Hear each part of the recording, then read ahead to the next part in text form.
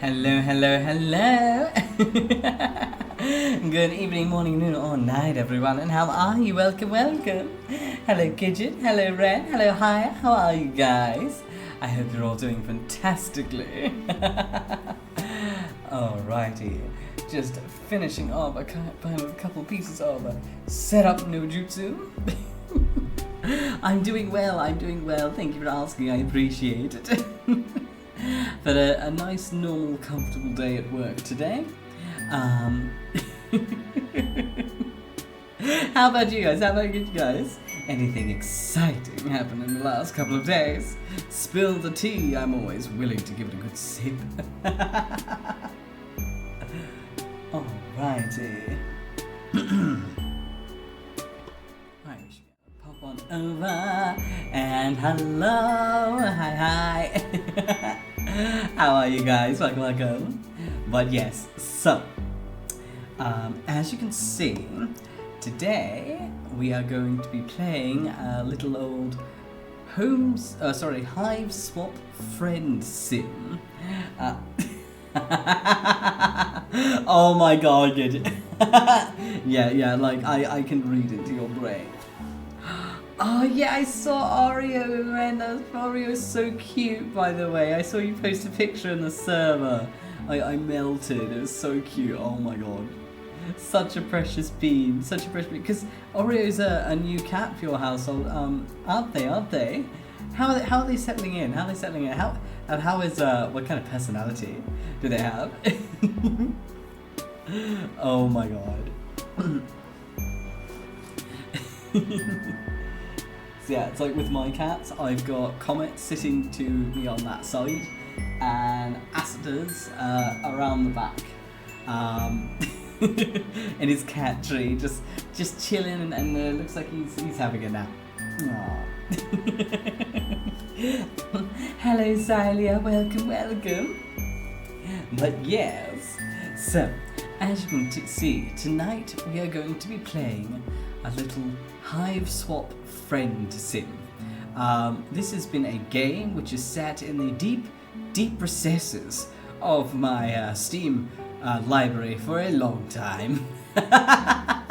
Hello, Lieutenant Mortimer. How are you? And thank you so much for the raid. Oh my god, welcome. How was your stream? Was it good? Give me all the gods. I'd love to hear all about it. Let me give you a shout out. Make sure I spell your name correctly. I'm always like partially paranoid that like I'm gonna spell everything like incorrectly and shout out like some absolute rando. And thank you, Ghosty. It's lovely to see you, by the way. Welcome. Hi, Mythias. 3:10 a.m. Oh my lord. Oh wow, that is like really early or late. No, I think that would class more as that would definitely class more as late.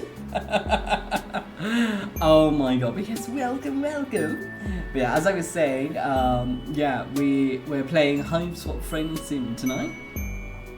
And this is a game which has been in like the deep, dusty recesses of my stream library for a long time. I think like about like 4 years ago, 3 years ago, I have no idea how long ago, I came across like a $5 Homestuck bundle, which was just everything in the franchise. So like Hive Swap, all of their games and stuff. So I was like, yeah, sure, I'll play that eventually. And so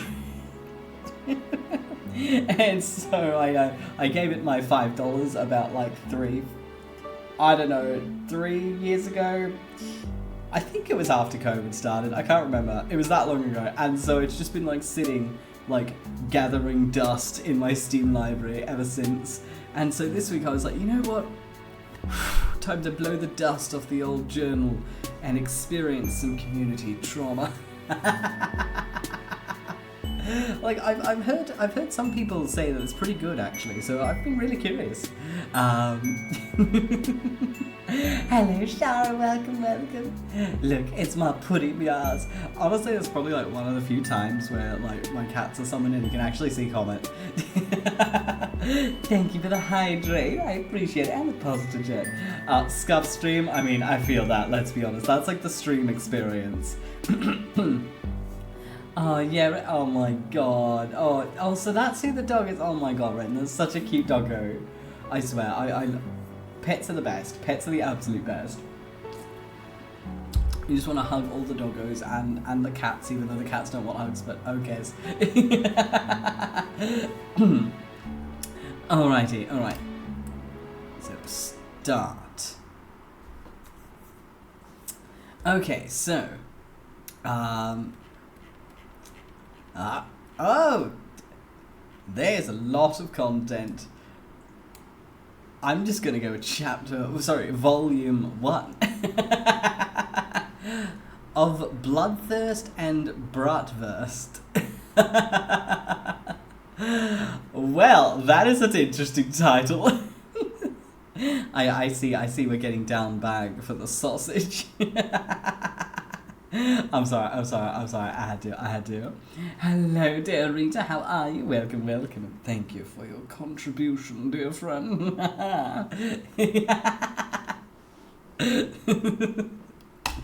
Alright, we'll click chapter 1 because that's the sane option. Okay. Right. You've just crash landed on a planet called Alternia and staggered from the smouldering wreckage of your ship. You are now completely alone in a strange world. Oh, hi. It's war flashbacks as well. Of course, Mortimer. I hope your nibbles is extra delicious. Oh yeah, and I don't think I said it before, but Ghosty, I hope you're having a lot of fun in Minecraft. Yeah, Al has a kitten, her name's Lucy Lou. Oh my god, yes, please, send all the photos of the cats, please. All the pets. Oh, Mortimer, I appreciate that, and I hope your nibbles are delicious. I promise to make you feel truly homestuck. Alright, I think I'll just like put music in the background. There we go. Desperate for information, for provisions, and possibly a bit of medical attention. But most of all, you are desperate for friendship. That's so fucking ominous. That is so ominous. Oh my god. Could you imagine? You just like you crash land on an alien planet and you crawl out of your hutch like half dead and you're like, you know what I need right now? Friends.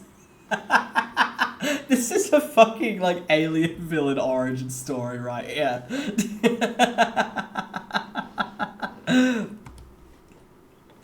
Won't someone on this godforsaken rock be your buddy? Any weirdo will do. You're not that picky. Hang on. What's this now? Is someone approaching? Oh, I can pick my victim. Oh. Alright, we have two choices. We have Ardata Kamia, which is the three-eyed lady on the left, or Diamond Demon Zakali, who has sausages for horns.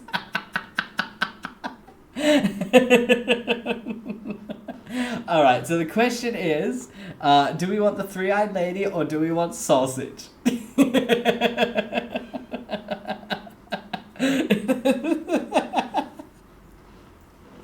Welcome, Mars. Yeah, you know what? Put our hands together on the desk and then we all decide to say sausage. Oh my god. Yep. Let's get some sausage.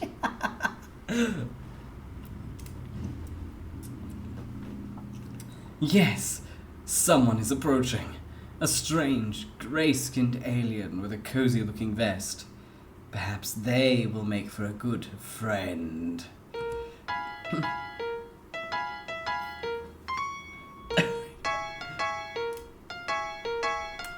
What's up? Oh. Hang on, sorry. I didn't get a good look at you before I started talking. What is this music?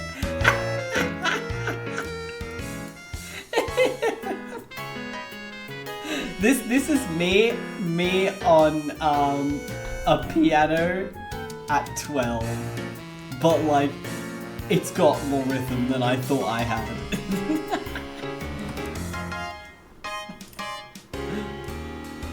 I guess you're really weird looking. Kind of uncomfortable about this. Your stammering reply eventually conveys that you're a lost traveler who is hungry and probably in some need of medical treatment. You're also really lonely and wouldn't mind making a new friend right about now. Hungry, huh? I see what your game is. You aren't sure what he's talking about. Then your eyes drift towards the obvious target. That exquisite hot dog he's holding. It looks really, really good. Your mouth starts watering noticeably. Oh no, I knew it. You're just like all the rest. Your agenda is to have me relinquish my delicacy. Well, forget it. I've been tricked out of 2 other oblong meat products this week already. I know you probably think I'm an easy mark due to my blood color, but I still have some dignity at least. You don't know anything about his blood color or why that would matter in this conversation about his hot dog. But you're hungry, sure, but you didn't mean to cast a threatening gaze at his meal.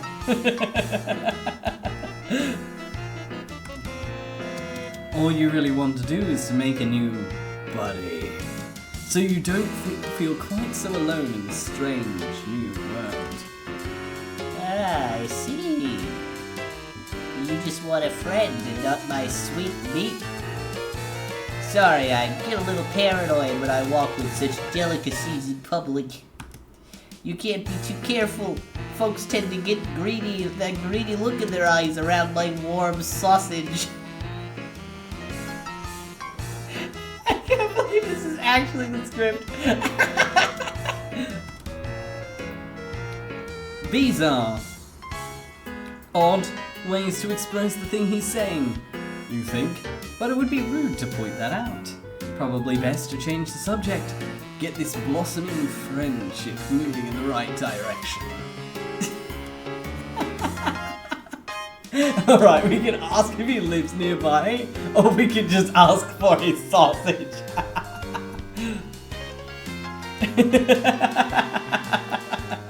What should we do? Let's get some warm sausage. Oh my god. This man has one personality trait. Sausage. Yeah, let's try and get some meat. Ask if I can have a bite of this hot dog. It looks amazing. Forget it. I'm leaving forever. Bye.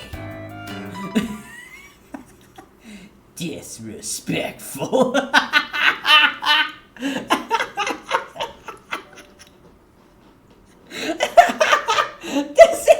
That's the end.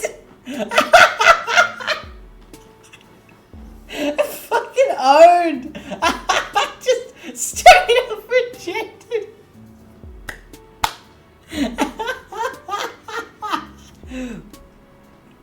This is like come back of the better. This is just pure. I can't believe that ended the game. That is amazing. That is amazing. Let's go get ourselves some sausage. Take 2. Hi, Pachi. Welcome. I guess taking his sausage is a bad end. Alright, let's get back through to the... Alright, that blurry thing is saved. Let's save it. Okay, I guess. Close menu. Oh my god. We just asked for his sausage and he ran.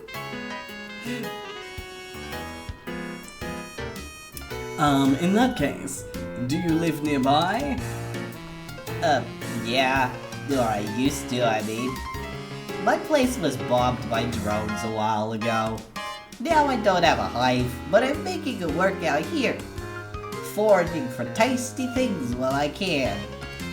I've gotten pretty good at it. Talking people into giving me meat products, I mean. You quickly feel a sense of pity for your new friend. You thought you had it rough, crash landing here, hungry and friendless. And come to think of it, feels like your arm is broken? Your ribs too, maybe. But enough self-pity. This is about making a new great friend. You ask your friend if there's anything you can do to improve his life.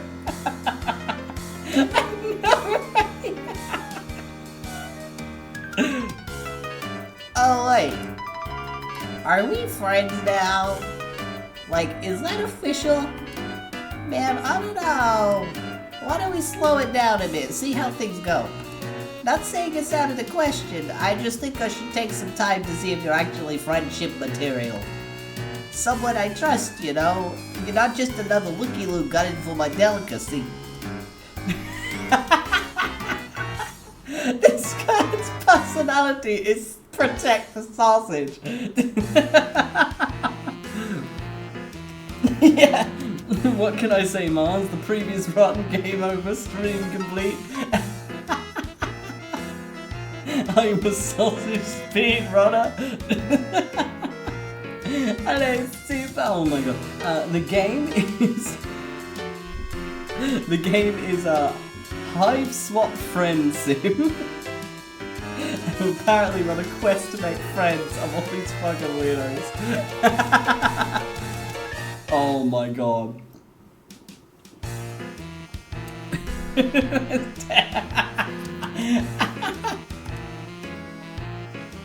You feel sure you can do what it takes to win him over. You make a mental note to avoid looking at or mentioning his hot dog, since it seems to be such a sensitive subject. You do everything in your power to avert your gaze from the hot dog. You are aggressively not looking at it, in fact. Don't think hot dog thoughts. Don't think hot dog thoughts. It's working. You aren't thinking about hot dogs at all. It's like he isn't even holding one, and no one ever even brought up the fact that hot dogs exist. He seems to notice on some primal level your current non-hot dog mindset. He smiles. You pay closer attention to the boy's face. It's a nice smile he has, actually. Very kind, disarming. A few freckles here and there. A mop of messy hair draping over his face. What a nice friend this would be to have, you think. He's kind of adorable, really, if you disregard the prickly attitude about his hot dog. Okay, wait a minute, you don't want to start thinking thoughts that are too friendly. You should dial this down a little. Stick to the basics. You just want a cool new friend. Nothing more. You should try to spark up some non-meat related conversation soon, before things get awkward. You wonder about his house. It got bombed? Yeah, you know. Routine drone passed through my hood. A little bombing, a little culling. That's how it goes around here. I was the lucky one. My Lucis, not so much. He's a goner. You don't know what a Lucis is, but you can deduce it was someone important to him who probably died in the bombing. Rather than overwhelm him with annoying questions about his culture, you decide the right play is to show some sympathy. Thanks. I miss him. Sometimes, I think. I enjoy savory mud delights as a way of covering up the pain. They're so good it's hard to stop. Also, I favored the juicy meats before he died anyway. It's something we did together. start talking about my hot dog once more. Let's drop it. Please, dude, don't bring it up again. You didn't bring it up, but you don't want to correct him. The boy is clearly grieving. This is such a simple mind. Exactly, Tigger. You see two faint red tears roll down his cheeks from behind the messy bangs. Your heart can't take it.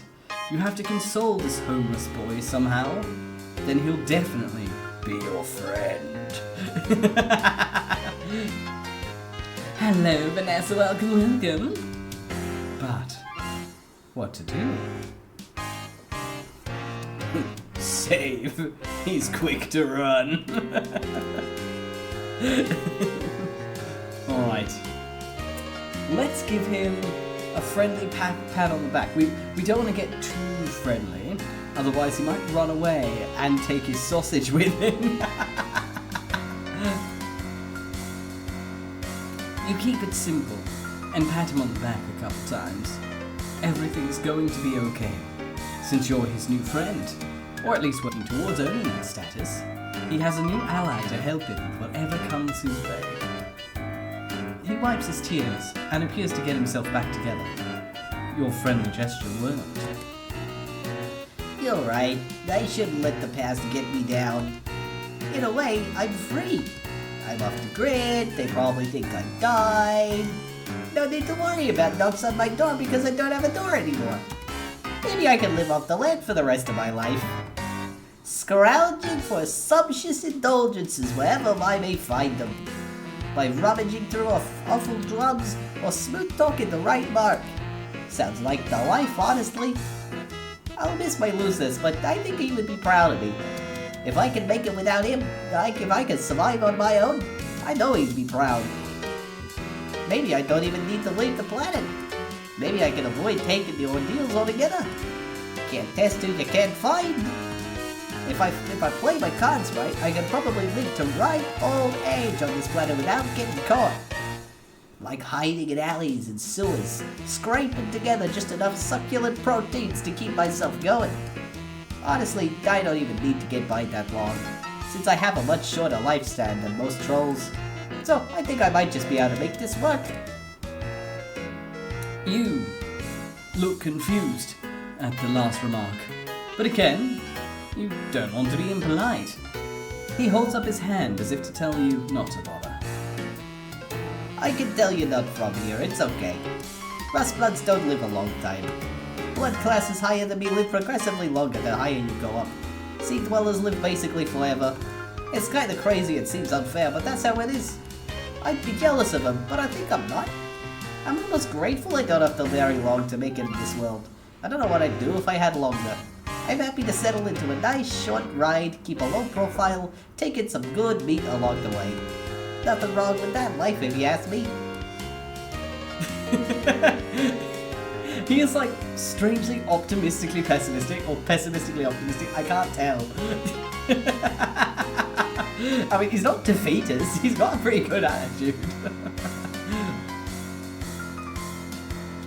You understand. It seems like a tragic story, but if your friend has made peace with his destiny, you might as well too. You offer a sympathetic shrug and continue your impressive streak of consecutive seconds not looking at his hot dog at all. He smiles again. He seems to be relaxing, gripping the hot dog a little less tightly. That's good. You know, you're good at listening. Not many people understand me at all. A lot of people find my overly possessive attitude towards meaty delights to be strange and off-putting. I've heard this more than once and lost some friends that way. Whew. There were some past personal dramas I do not want to think about, let me tell you. But you're different. Maybe you put me at ease because it's obvious you're even lower than me? No offense, but you are. Drones would vaporize a hornless goof like you, no questions asked.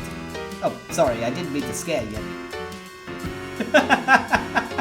This reminds me of like that Baldur's Gate meme, where like The one's like, oh my god, you shouldn't be like mean to the gift. That's so unfair. And then the gift turns around and is like a dick to the tiefling. That's like, come on. Oh no, not the disappointing banana bread, no. It's like Ghostie's like, that's my man. I protect sausage. Sausage, in sausage we must protect, but we must not touch.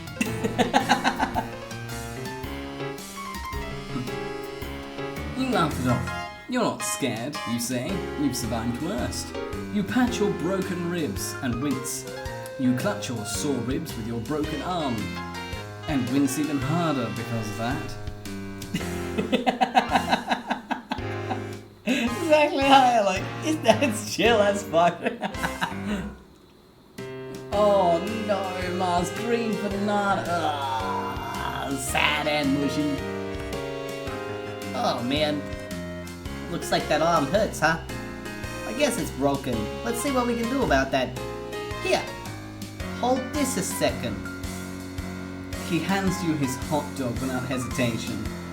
Oh wow, he wants you to hold it? This is such a remarkable gesture of trust. You're overwhelmed. You gingerly take the hot dog with your good arm, being very careful. You hold the hot dog from beneath with your fingertips, as if it's a priceless, delicate treasure. He takes off his vest and puts it on the ground.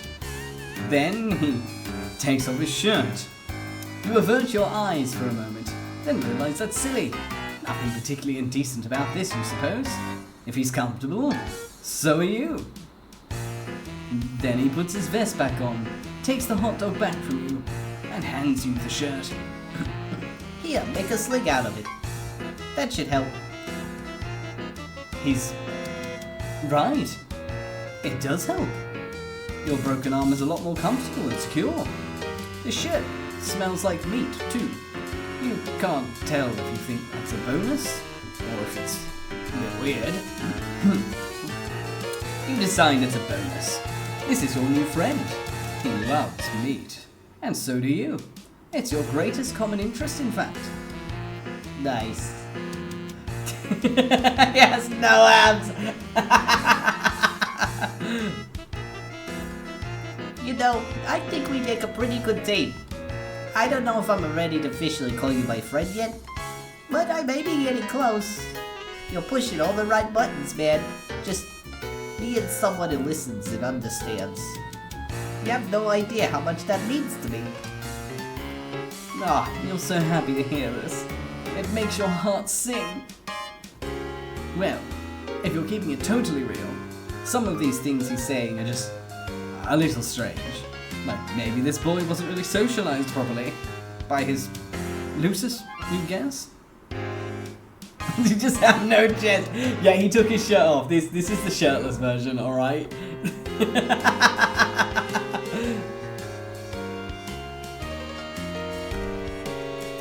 You think that might be his dad? But again, you don't dare ask. Not when the positive feelings are flowing like this. Why kill the mood? Hello, Nyet. Welcome, welcome. Yes, nothing. He gets a little closer and swoops a hand through his thick black bangs.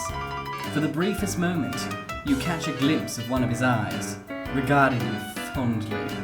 Your heart beats a little faster. He puts a hand on your shoulder. You're starting to wonder if all he's interested in is friendship. You hope that's all he wants. You don't think you're ready for more than that. You're desperate for friendship, or really companionship of any sort, but that's moving pretty fast for you. But you're too nervous to make your feelings clear on all this. If he goes any further, you're not sure if you'll have the will to protest. Hello, Carlos. Welcome, welcome. Oh, you're sweet.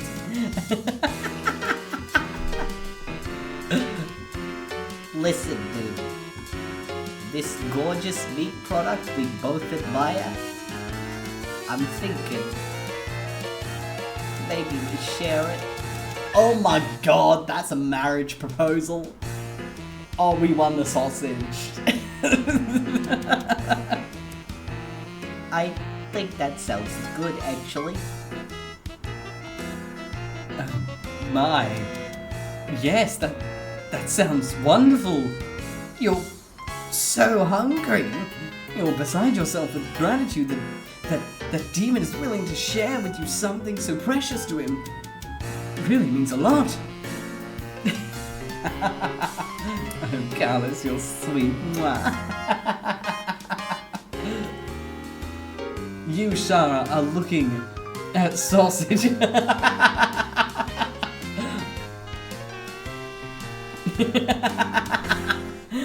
We have gotten into his friendship pants. Here, I have an idea. He brings his face close to yours. He holds the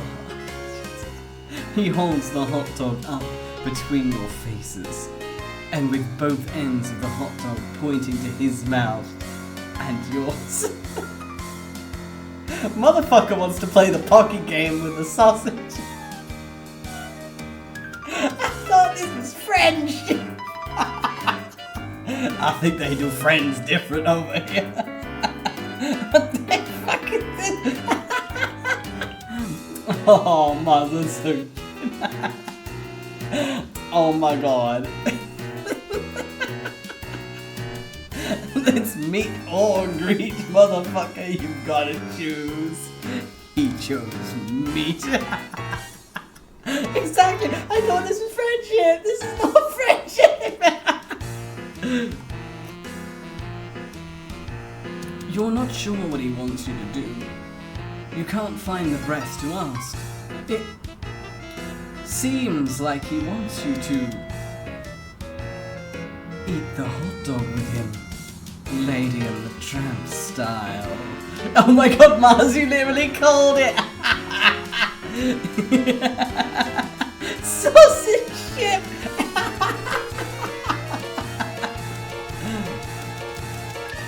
Yes. If pressed on it, you'd agree the act is uncomfortably erotic. But you have to admit it is a good way to share a food item whilst ensuring it gets split about evenly. What is this? This is supposed to be about friends. The only thing making friends is sausage's dick. And you absolutely loathe the idea of letting a friend down. It's completely at odds with your values as a person. You chomp on your end of the hot dog, as he does with his end, simultaneously. Holy shit, that's so good, bruh. You take another bite, and he times his bite perfectly. He's eerily good at this game. It's throwing you off your chewing a bit, which makes you cough a little when you swallow. But you don't feel like you can pause without breaking eating rhythm with him. Might be what a bad friend would do. You keep going without really quite swallowing as you go. You get closer to his face, which is creating an imminent situation you aren't sure how you're going to handle. You haven't planned for it, and it's coming up fast. The hot dog backlog collecting in your throat is getting a bit too heavy, so you try to swallow. But you can't. You gag and cough up all the chewed hot dog matter explosively into his face. He recoils, absolutely stunned. Nasty. His bangs are blown back, and he's staring at you with wide eyes. Hot dog and bun bits are all over his face. He says nothing for a moment, then puts his hand to his throat. Oh fuck! He's choking! He points to his mouth desperately. You need to do something. The Heimlich, of course, that's what you need to do. You need to save your friend's life. You get behind him, put your good arm around his belly, and form a fist. You plunge the fist into under his ribs, trying to dislodge the masticated delicacy. It's no use. You can't get any leverage. You need your other arm. It really hurts though. You'll have to make this sacrifice for your friend. Yes, a friend who may have just tried to trick you into kissing him with a silly hot dog stunt. You're not sure how you'll navigate that tricky subject once he's breathing again, but you'll deal with that later. Right now, you have a life to save. Speaking of, thank you for the same yet. Music. You pull your broken arm out of its sling and grab your other fist in front of his belly and squeeze. You try and try and try. His face is turning, well, not blue. Deep red? You guess because his blood is rust-colored. Sure, that makes sense. You yank one more time, your broken arm throbbing in pain. A huge glob of chewed hot dog launches out of his mouth like a cannonball, and the expulsion creates enough force in the other direction. It causes you to actually accidentally lift him up into the air and accidentally suplex him into the mud behind you. You in turn go tumbling over him, and the two of you are soon locked into an inseparable pinwheel of interspecies downhill mayhem. You roll and roll down the grassy incline towards a nearby neighborhood, toward a street. Luckily, you stop just short of the street, but Demon's neck lands right on top of the sharp edge of a curve, and after flipping in the air once or twice, you come down right on his face with your big ass. You hear a crack. Why? Demon, you slap his cheek a little. No response. He's not breathing. You check his mouth. Throat is clear of hot dog debris. Oh god. This can't be happening. You look around, panicked.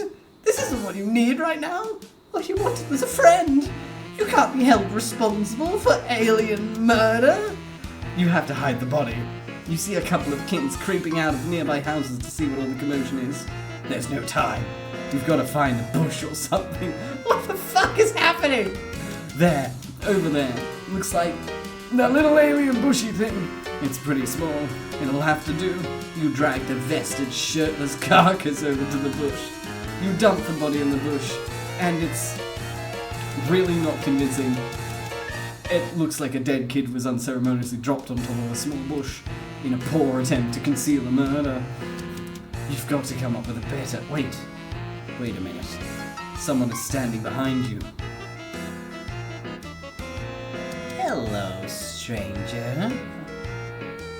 Don't worry about this little mess you've made. I'll take care of it for you. You killed him! What the fuck? What? I was not under the impression you could murder sausage. How? What?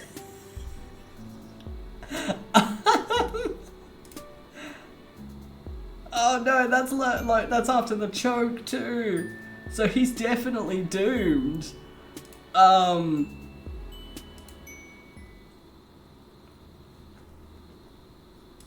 Is there a happy ending to sausage?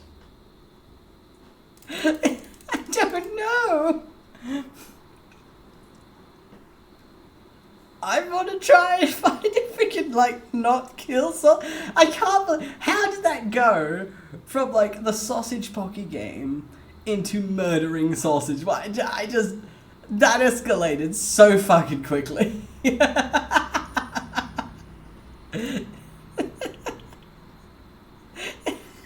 fat wombat ass! For real? Alright, ask if he lives nearby. Alright, fast forward. Okay, what if we give him a reassuring hug instead? Maybe our friendly pat. Maybe our friendly pat was the beginning of his demise. Good God. How the fuck did we murder sausage? Alright, reassuring Homestuck as hell. You open your arms and approach him with a posture of great compassion. You furrow your brow upwardly a bit as if to say, I know how hard it is. You advance, and he leans backward a little, as if caught off guard by your sympathy. Maybe you're coming on too strong, but you know there's no turning back now. You don't just throw the brakes on an imminent heartfelt hug like this. You embrace him awkwardly, and it goes well for about a moment, until you realize your arm is broken, and it seizes up reflexively in pain. It jostles the hot dog in his hands, and he bommels it. You both gasp. You try to detach from the hug so you can catch the dog, but it's already on its way to the ground. In your attempt to save it, you stagger backwards and slip.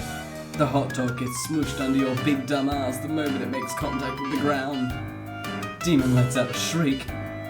No! Dude, my dog!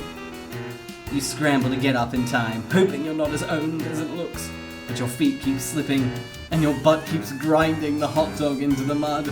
When the carnage finally subsides, you roll over and check it out. It's completely unsalvageable. Just a gross, meaty mud mash, like the hot dog never even existed. Demon howls in agony and slumps backward against the tree. Oh no, you fucked this up so bad. That's it, man! I've lost everything! I'm not sure what's even the point of living anymore.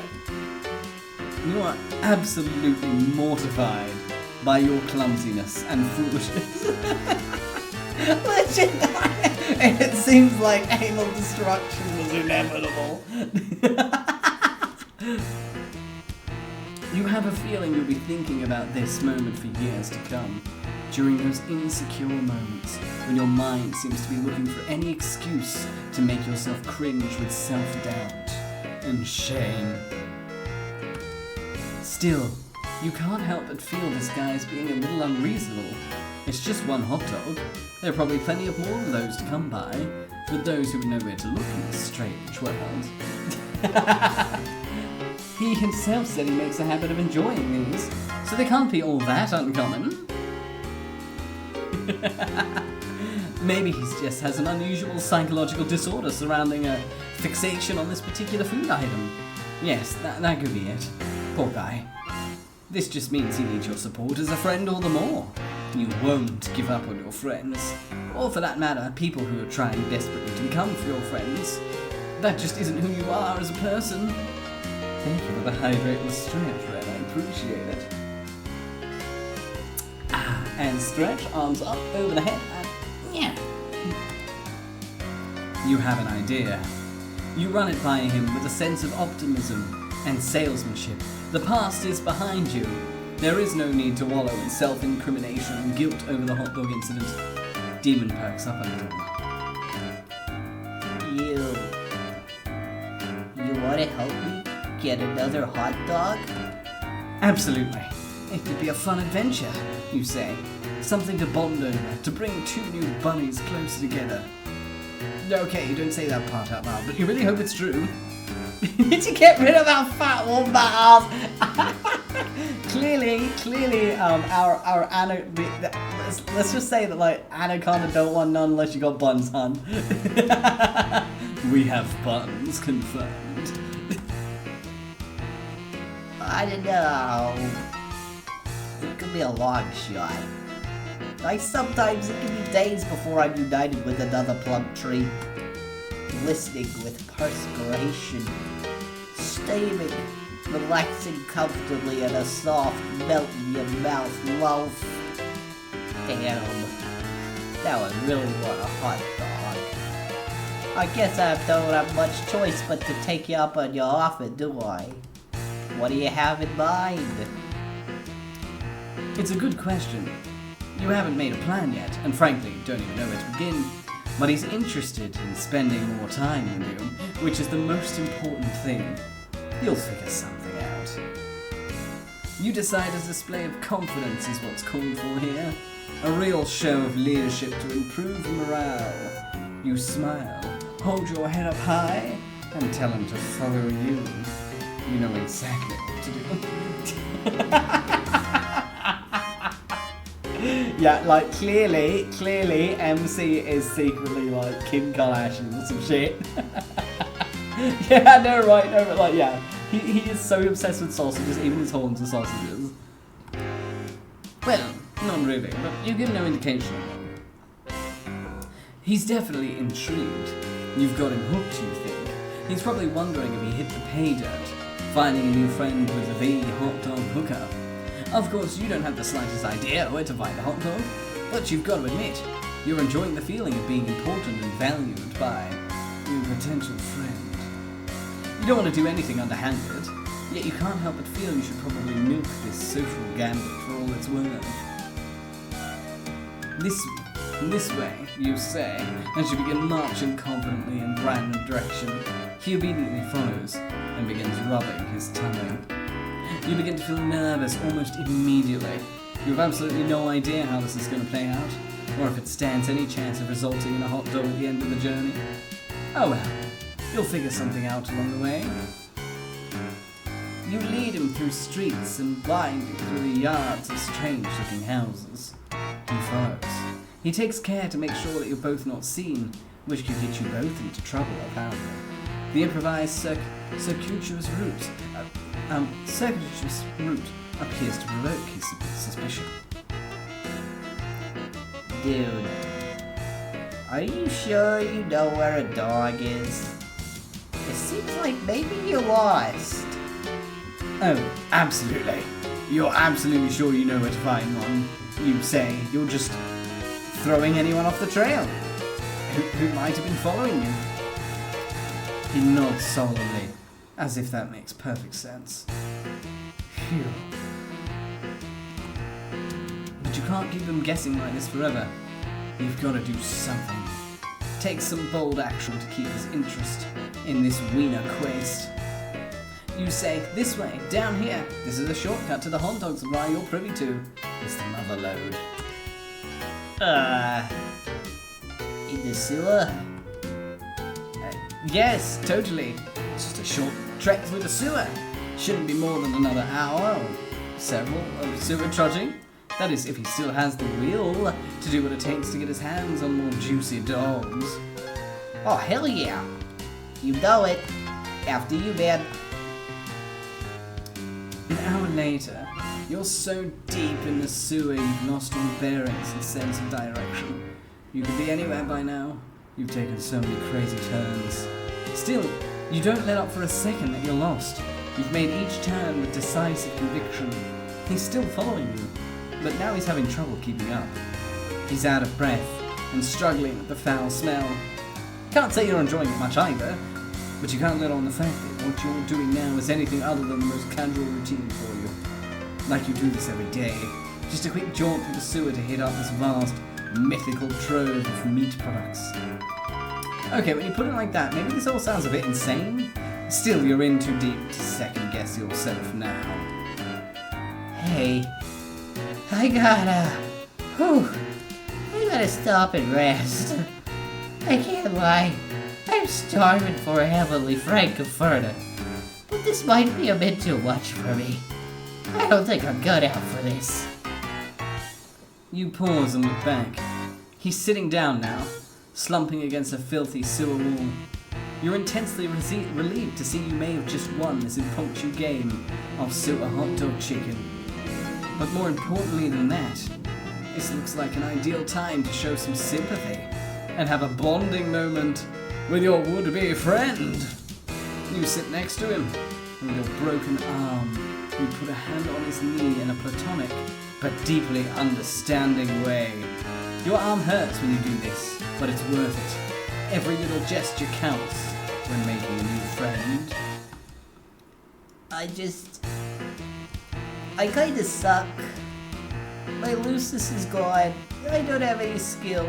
And most people think I'm weird for liking hot dogs so much. I'm probably just gonna get cold. I'm not good at going on adventures or doing anything hard. All I'm good for is finding an easy meal here and there, however I can get it. like talking people out of their fine sausages using tricks or other ploys which end up making me lose my friends. It's been unthinkable that anyone would actually want to do anything nice for me, or would want me to have that sweet, sweet meat that I desire. At least it was unthinkable. Until now. Your heart begins to race. Could it be? Is this shitty, improvised sewer escapade actually working? You can't believe it. Nobody's ever done so much, or worked so hard to try to get my hands on another magnificent banger. Sorry for being emotional, but like, this is new for me. I don't know how to handle it. I'm just so grateful. I'd be thrilled to call you a friend, man. Whatever you are. You're overjoyed. Unbelievable. It's almost too good to be true. What now? It's such a sudden return of fortune, you hardly know what to do. Should you hug the guy? Last time that didn't go so well. But this time, he's not holding a hot dog for you to clumsily defile. So maybe this is your moment. Wait. What's that? A deep rumbling sound begins to echo throughout the tunnels. Oh shit! They found us! It's a drone, dude! I guess like on sewer duty. We gotta run! He gets up, grabs your hand and sprints. He's a lot faster than he looks when motivated to get moving. Exactly, yeah, that's right, Ghosty. He's such a sausage he even speaks in sausage. He turns this way and that as the rumbling gets closer. But he slips on something and you both tumble into a river of horrific sludge. Bro! I can't swim! Help! Your bad arm finds purchase on the ledge, and though it's very painful, you heroically salvage your friend from the muck with the other arm. He coughs and gasps for breath. You find a nearby ladder, shove him upwards until he starts climbing on his own, and follow him. You burst through a lid on the floor, and you both flop out of the hole drenched in filth, smelling horrible, and completely exhausted. But at least you're safe. You think. Hey man, I just want you to know, even though we didn't find the glorious treasure you were leading us to, I'm happy how it all turned out. Maybe I don't need hot dogs in my real life as much as I thought. Maybe that's not the real treasure after all. It's been a journey for me. Let me tell you, I'm learning so much about myself, about life, because of you. His bushy hair is slicked back from his eyes due to the sludge. He's giving you a penetrating, soulful gaze of presumably pure friendship. Or is it even deeper than that? Wow, this is intense. Have fun lurking, dear higher. Then something catches your eyes. Just above him, something dangling. Lots of dangling things, actually. Come to think of it, it's really cold in here. Freezing, in fact. You finally realized, holy shit, you're in a weird alien meat locker. You're absolutely surrounded by dangling meat products, including many sausages. Thousands of them. You begin to sob. Your sobbing soon turns into unrestrained wailing of raw catharsis. He joins you and the tears flow freely from you both. You embrace each other and let it all out. Suddenly it hits you, both of you. This is by far the happiest day of your life. Meat heaven! Yeah! Happy ending!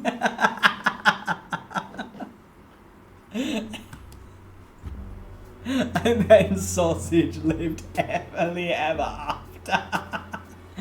Oh my god, yeah, just like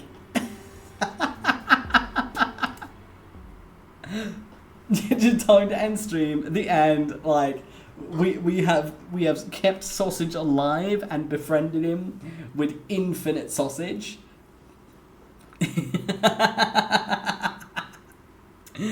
All right, now. I'm assuming he was bratwurst. So let's hang out with blood sex. Has to go to it. Look, we gotta make him disappointed and kill him a little bit first, and then we can take him to Nirvana, Meatvana, no sausage. We disrespected and silenced him. All right, now let's hang out with this Ardata girl. She seems murderous. The opposite of sausage. And like, sorry not sorry, his name is Sausage. I refuse to see him as anything other than sausage. Honestly, he'd probably be overjoyed if his name got changed to Sausage, so like, I don't think that would be a bad thing. Ardata. Yeah, Demon Who, it's Sausage now. Yes, someone is approaching. A strange, grey-skinned alien, clad in blue. Perhaps they would make for a good friend? Dear God. And just what are you supposed to be? Your stammering reply eventually conveys that you are a lost traveller who is hungry and probably in need of some medical treatment. You're also really lonely and wouldn't mind making a new friend right now. Oh. Oh my.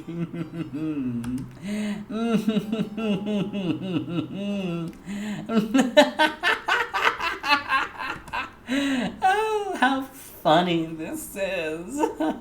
How very droll. You want to be my friend? It's too much. This thing at my doorstep, wishing to know me in any capacity. Oh, the hilarity somehow escapes my ability to capture with maniacal laughter. How rare. You apologize for your presumptuous request. You hang your head, turn around, and begin to walk away. And just what the fuck do you think you are doing? And who invited you to leave? You stop in your tracks, obediently, and turn to face her again. Your possibly broken ribs are throbbing in pain, but this does not strike you as the right moment to exhibit weakness. It dawns on me that we may have gotten off on the wrong saunter part. Where are my manners? Ghastly behavior on my part. After all, isn't it your fault you seem to be in some sort of hideous freak, is it? And such a tragic creature cannot be held responsible for such a devastating shortfall of social competence. I would weep for you, really. Except that crying out of three eyes at once gets a bit messy. So instead, I think I'll be saving my tears for someone less offensively worthless. You aren't sure if she's inviting you inside, or if she's just got you to stay a little longer so she can insult you some more. She's fucking brutal.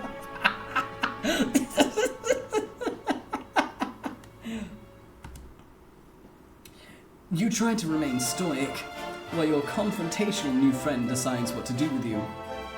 Unfortunately, you sniffle slightly. Oh my. Oh dear, you're sad. So amusing to me, mildly endearing even. Perhaps. Oh, I'll decide later if it's endearing, once I have more information. It's entirely possible I will retroactively decide it's disgusting. But for now, try to put yourself at ease. You completely pitiful fool. Not one more sniffle. Do you understand? You nod while practicing exemplary control over your nose. You've gotten yourself so agitated. I wonder why. You've nothing to worry about from me. Of course I would be your friend. Conditionally, I mean. There is a chance that the designation will be formalized if you behave in ways that I approve of, starting now. Let's call it a friendship in progress. Agreed? Your heart swells. This is what you've been waiting for. The new friend! Oh gosh. All you have to do now is try not to fuck anything up at all. Possibly for many hours. Come into my hive. This way after me. You look like you could use nourishment. I don't know what it is that whatever you are eats, generally. But it doesn't matter. You'll eat whatever it is I have on hand, if I tell you to. How does that sound? How does it sound? I'm a save here. Alright, I feel like the correct answer is to lick her boots. Mommy's in charge, and we are just her itty-bitty slave boys. I feel like she'll break our other arm if we say anything other than, yes ma'am, sorry ma'am, we'll do whatever you say ma'am.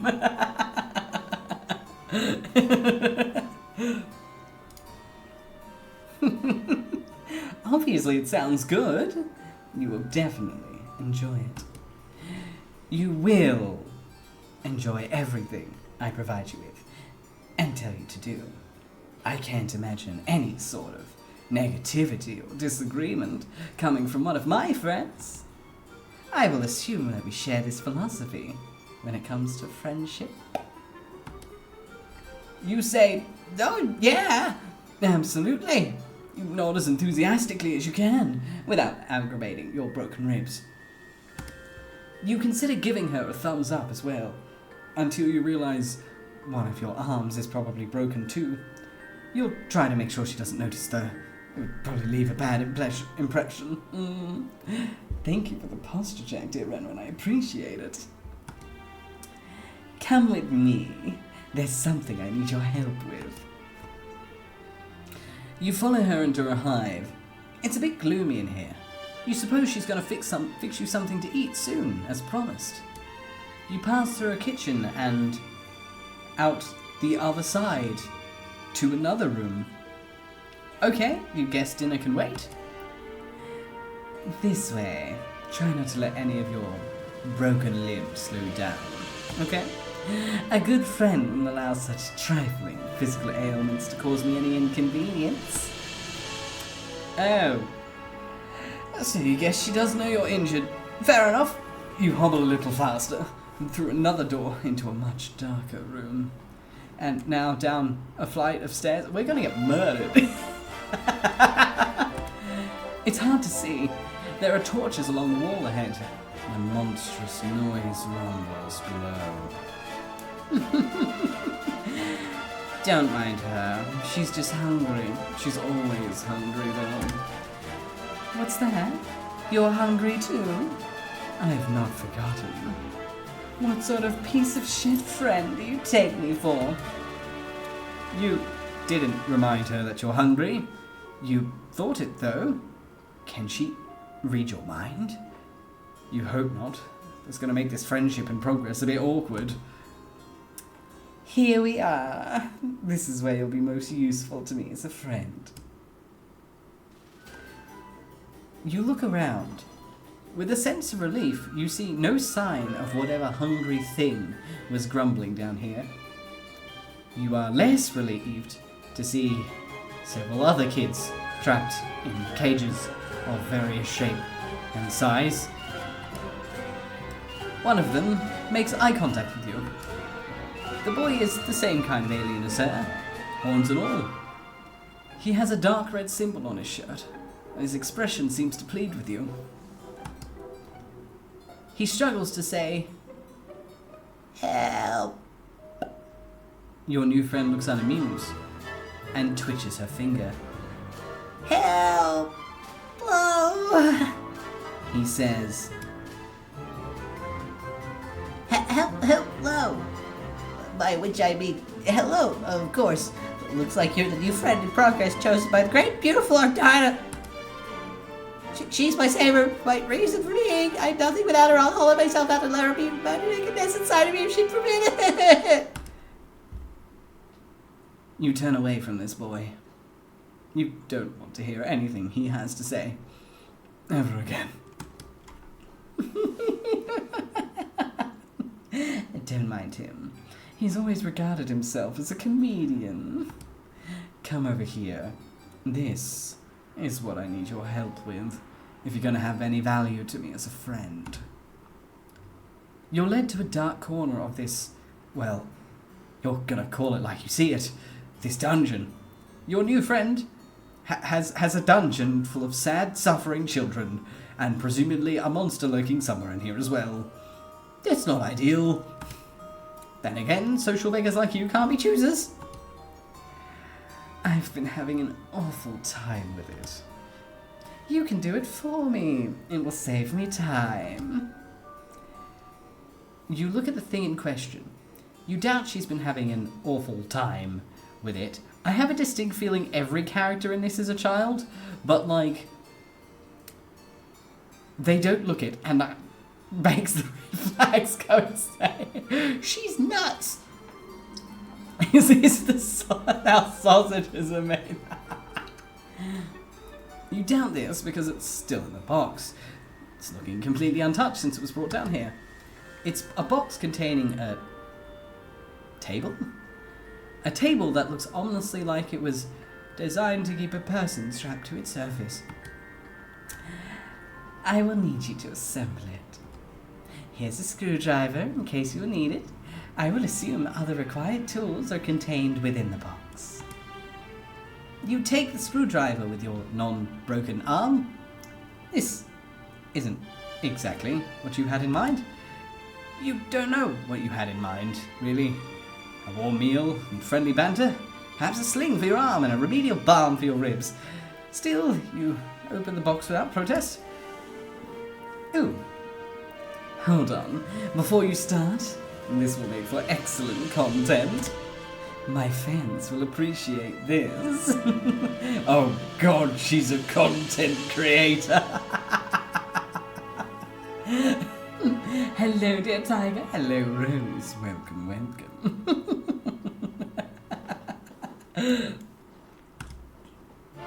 She sets up a video recording device on a tripod and points it at you. A video feed comes to life on several monitors just behind you. You see in one corner of a screen an unflattering angle of your torso hunched over the furniture box. Other rectangles contain shots of the other kids in cages around the rooms. You suppose cameras are pointing at them too. You had no idea that your friendship came with the perk of instant stardom. Now you may begin. She's suddenly sitting in a comfortable-looking chair, facing you, and holding a chalice, swishing around some viscous liquid it contains. You have all the parts spread out on the floor, organized according to their labels and the instructions. You try to remember the last time you assembled something like this. You don't recall enjoying it. And to be perfectly honest, this doesn't look like it will be fun at all. She frowns conspicuously. Oh, how sad for you. I'm sorry. Is this activity not to your liking? You reassure her that vigorously, no, it actually looks amazing. You love shit like this. It's what you were born for. You say as you swish your screwdriver around, demonstrating your plainly evident skill with the tool. Forget that thing you just thought. Completely arbitrary and wrong thoughts pop into your head all the time. It means nothing, you swear.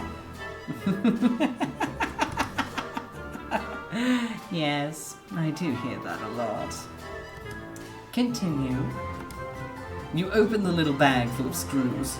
Jesus, there are like 50 screws to this thing. Where could most of these screws even possibly even go? Judging from the picture, the table really doesn't seem that complicated. You look at your screwdriver, then study the screws. Every single one requires an alien wrench. Does this even come with an alien wrench? The instructions seem to suggest it does. You look around, but don't see one. Did you open the bag too forcefully? Did the alien wrench go bouncing off into a dark dungeon crevice nearby? Maybe you lost some of the screws too? Damn it! You begin to sweat and look around nervously. You check underneath one of the parts. No, it's not under there. You grip the screwdriver a little tighter. You wonder what to do next. just fucking yeet. Alright, save point. Alright. I'm saving here because I'm going to get the hell out of there and we're probably going to get murdered. So we can easily come back here. I am fully expecting this first option to like result in death. You only live once. I'm going to get the fuck out. This bitch crazy. First, you clear your head and try to think innocent thoughts. Fluffy clouds in the sky, ironing some clothes, a winning touchdown pass from the sports, our daughter's long black hair spilling over her cloak, Wait, these are not innocent thoughts. Shut it down, shut it down! There's no time for thinking. You have to act. You hurl the screwdriver at her and run. She calmly lifts a hand towards one of the kids in the cages. The kid tenses up and lifts a hand in the direction of the screwdriver. The screwdriver freezes mid-air, right in front of our daughter's head. You run up the stairs, she twitches a finger, and the cage kid does a full-body spasm, and the screwdriver goes sailing towards you. It stabs deep in your leg, and you buckle over, tumbling backwards down the stairs.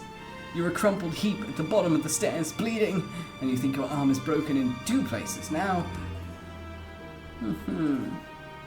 That didn't seem very friendly to me.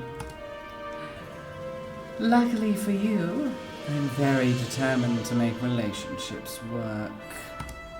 Even ones with people who flee simple furniture assembly projects. She stands over you. You attempt to pull the screwdriver out of your leg, but your entire body locks up. You can't move. She holds an outstretched hand just above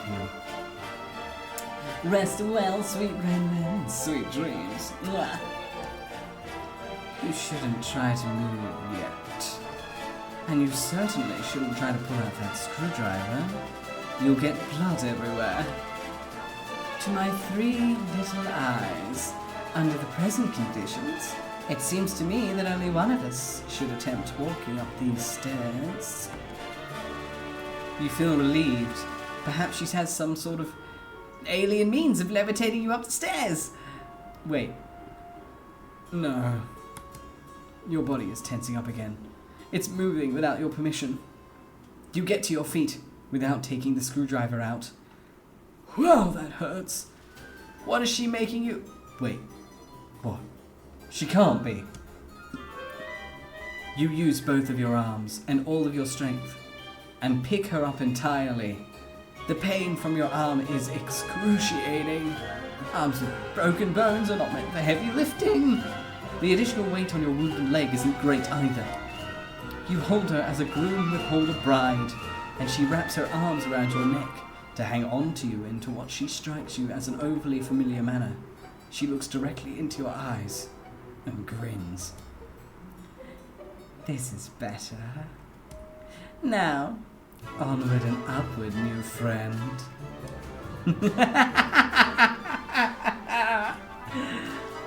Your legs begin to operate without your consent.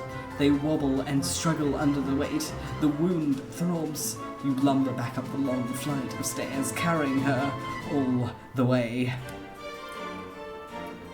You take her back to the kitchen and set her down in a chair seated at the table. You didn't think I'd forget about dinner time, did you? Let's put your unfriendly behavior behind us. It's a good thing for you to think that I'm benevolent enough to overlook disgusting acts of betrayal. You may have noticed I keep several friends in my hive who I have similarly forgiven. Consider the transgression blood beneath the abattoir. You excel! Now that she mentions it, yes, you are hungry. Maybe a warm meal will lift your spirits and get this heretofore turbulent friendship back on track. Maybe you'll even get the chance to pull this screwdriver out of your leg. You pull out a chair and attempt to sit down, but your legs lock up, and then you stand again. Apparently, this was not the right thing to do. Oh, but why are you sitting? There's cooking to be done. You stagger mechanically over to the fridge and open it. You pull out a large hock of some sort of alien mystery meat and put it on the counter. With your broken arm, you reach in anguish for a big dangling meat cleaver. You chop the hook, wincing with each swing of the cleaver. You place the sliced meat in a frying pan, sear it lightly, and serve it on a plate very rare, just the way your new friend likes it. You didn't know that's the way she likes it, but you surmise this is what she prefers in a piece of meat, since technically she is the one doing the cooking. You put it on the table in front of her, along with a fork and knife beside it. Your muscles relax as you apparently are allowed to control your own body again. She does nothing, except for look at you with a pleased expression. You eye the meat in front of her, then the meat on the counter, and the chair on the other side of the table. What should you do? Prepare a plate for yourself? Is that what she wants you to do? Well, it looks like you're confused. Isn't it obvious what to do next under your own volition? A good friend would know what to do. In fact, I don't think a good friend would take nearly as long to decide what the right thing next to do is. It actually seems to me that a very rude friend would hesitate for as long as you are hesitating. Or perhaps someone who's not a friend at all. You begin to sweat again. You clearly don't have much time to make up your mind. If you wait for even a few seconds longer, you'll probably be guilty of being a bad friend. Maybe even a dreadful one. That's not the type of person you like to think you are. What will you do? Feed her. This feels like the only obvious thing to do. She's looking up at you quite expectantly. You reach for the fork with your good arm. You go for the knife with your other. Oh, you can't do it. The arm is much less serviceable when the muscles are not being forced via psychic override to disregard the pain response. Nevertheless, she looks at you patiently and smiles. It's nice of her, you think, not to be mad about it. You feel like you're growing closer to your new friend by the minute. You put the fork down and pick up the knife with your good arm. You cut the meat into several pieces with a careful sawing motion. You put the knife down and pick up the fork and stab a piece. You put it close to her mouth. She seems pleased. Very good. Nice technique. Well-sized morsels too. She chews the meat with excellent form. She has very good table manners, you think. When she finishes the pieces, you slice up some more and continue. The meat looks very good. Your mouth is watering, but she doesn't offer you any. Oh well, when it's the right time for you to eat too, you're sure she'll let you know. The meal is finished. There is no more meat, except for a few pieces of unchewable gristle, to which you did not try to feed her. That would be thoughtless. Very bad service. She reclines, steeples her fingers, and looks quite pleased with how the evening has gone so far.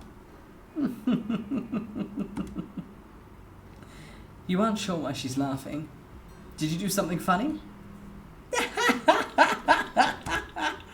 Oh my! What a fool. You point at yourself, wondering if she's referring to you. You don't know what you've done that was foolish. If so, you're also still not sure what she finds so amusing.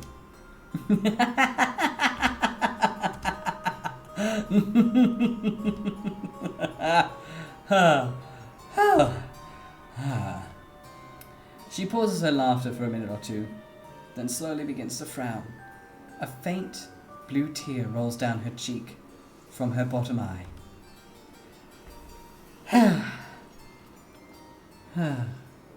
Truth is, I don't even know why I'm laughing.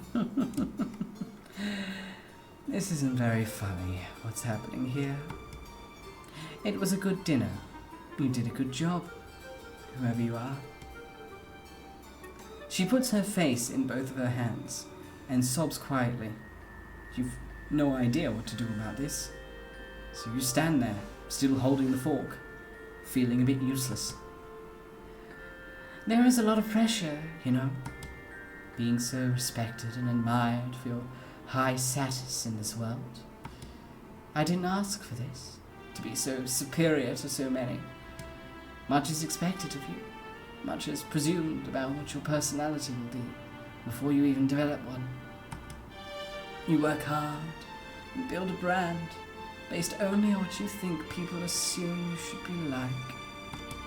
Sometimes I wonder, am I even that good at being sinister? Could I be more sinister if I tried harder? Maybe this is not my true calling after all. You begin to offer words of sympathy. This all seems heartbreaking to you, your poor new friend. But your jaw muscles contract and your mouth shuts involuntarily. You guess it's not your turn to speak yet. Okay, that works for you. You like to be a good listener to your new friends. But what would happen if I changed my brand? If I stopped being so sinister online? My friends and followers will deride and reject me. My superiors will eat me alive. If I show weakness, if I scale back on my bloodthirsty content, will I incur the scorn of a wise-ass clown with 100 million subscribers? Will I be in a cage someday, listening to a fucking fool honk his horn for likes? No, I must persist. How lonely it is to know this is all I can do. Till the day I leave this planet. I have no material or sensory comforts left for me here. Until I can get on a ship and fly away, pain is my only solace. Your hand holding the fork grips it tighter. You're horrified to realize what it is in the process of doing. You bring it down hard on her hand, which is placed flat on the table. She doesn't flinch or react in any way. 3 trails of cerulean blood flow from the tines when they pierced her skin. That wasn't friendly, you think. But then you weren't the one who did it, were you? You're so confused. My subscribers are not real friends. They adore me only for my sinister content, the show I provide, my wicked, infectious laughter. I get jealous of them sometimes, because they get to watch my content. It must be thrilling, I think.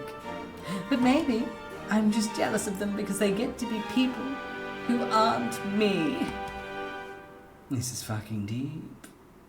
I know. Apologies if you cannot relate. She pulls the fork out of her hand and lays it gently on the plate of gristles you didn't feed her. The people downstairs in their cages aren't my friends either. They act like they're my friends though, and sometimes I'll even believe it. But they don't really want to be friends with me. Nobody does. The only person who's ever really wanted to be my friend, who's ever tried to be, is you. You clear your throat and point to yourself innocently. That's it. I've decided. You've passed the test. You will become my friend, officially. As such, I think a reward is in order. You're overjoyed. Your heart starts racing. You can't believe it. A new real friend. But you don't have much time to enjoy this achievement.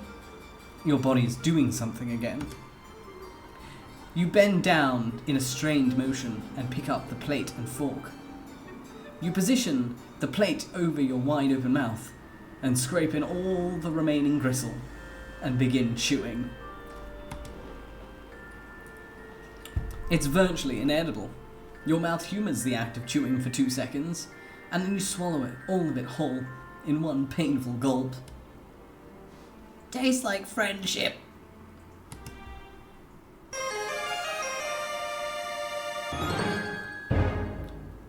That was the good end? What the fuck? What the hell was that? Jesus fucking Christ!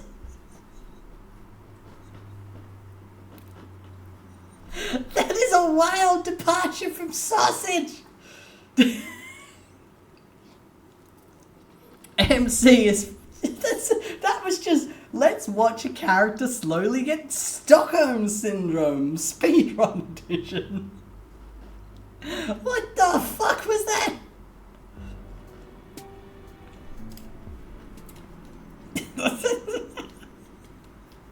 From meat to being a slave. Oh my god. I'ma just... Hell no. What the fuck was that? I can't... Just... What? It's like Misery by fucking Stephen King. What the hell was that horror novel nonsense? I thought this was friendship. That's not friendship.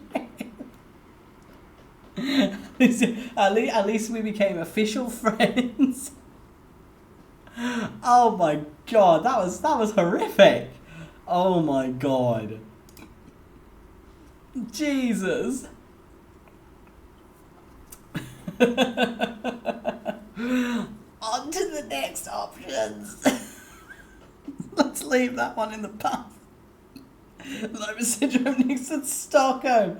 Jesus, yeah, like, oh my god, that was so bad. Like, it was well written, but like a very, very, very wide departure from the innocent debacles of sausage.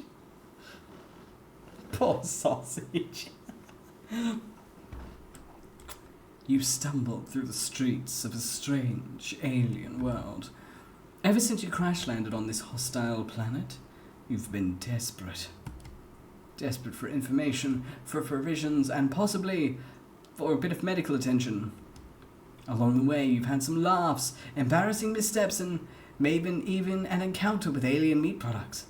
You don't really want to get into it. What you do want to get into is... friendship.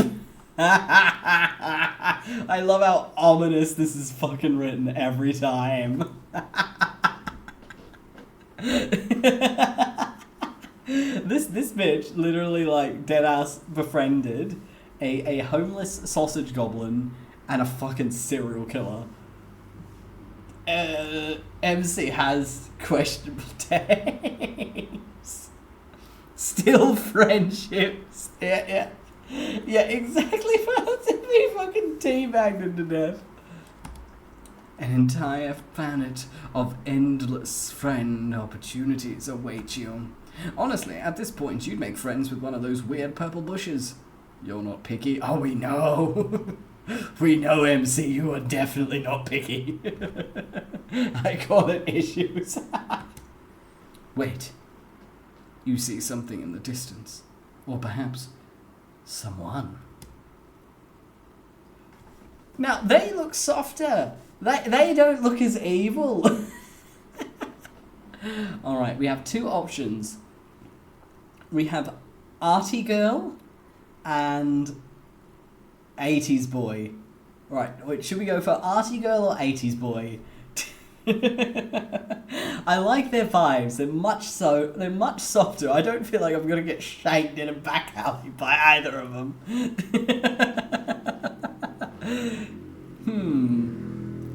Arty Girl?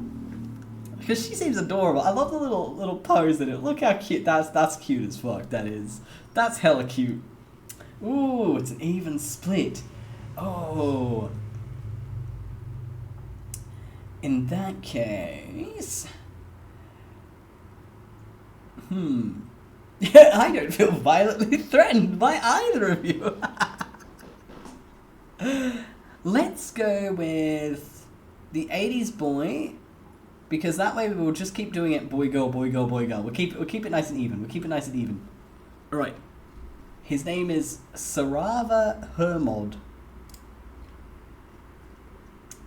Yes. Sorry. Yes. A potentially new friend approaches, and they almost look as messed up as you are.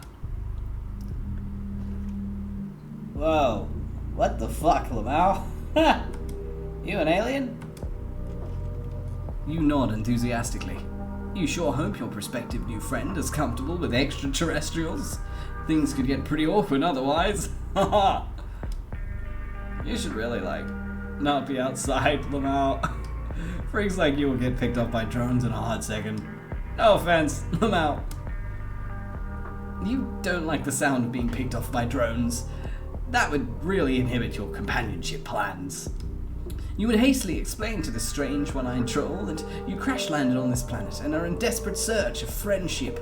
Your plight seems to move them. Well, shit. Well, if you really don't have anywhere to be. Ah, man. Promised myself I wouldn't do anything coal risky. Yeah, but what the hell, 𝐿aMao? Come with me. Name's 𝐶𝐍𝐕𝐓𝐮𝐞𝐫, by the way. You follow 𝐶𝐍𝐕𝐓𝐮 down a twisting stretch of road. Wow, this is going great already. You bet you'll have a new friend in no time. Alright, here's my life. You can hide out here for a while. I got a lot of followers who are pretty at aliens. And they might get a kick out of this, 𝐿aMao. You look around 𝐶𝐍𝐕𝐓𝐮's hive in awe. They sure seem to have a batshit crazy taste in home decor. Checking out my aesthetic. It worked pretty hard putting this place together. It's all about the look and the BG when you're streaming, 𝐿aMao. This bitch is a live streamer. Oh my god, are we talking to an alien VTuber? I don't want my friends to think I live in a fucking dump and spend most of my days depressed and crying, 𝐿aMao. You like Moisture Wave? He looks like he's part of a stoner group. He does. He does have stoner vibes.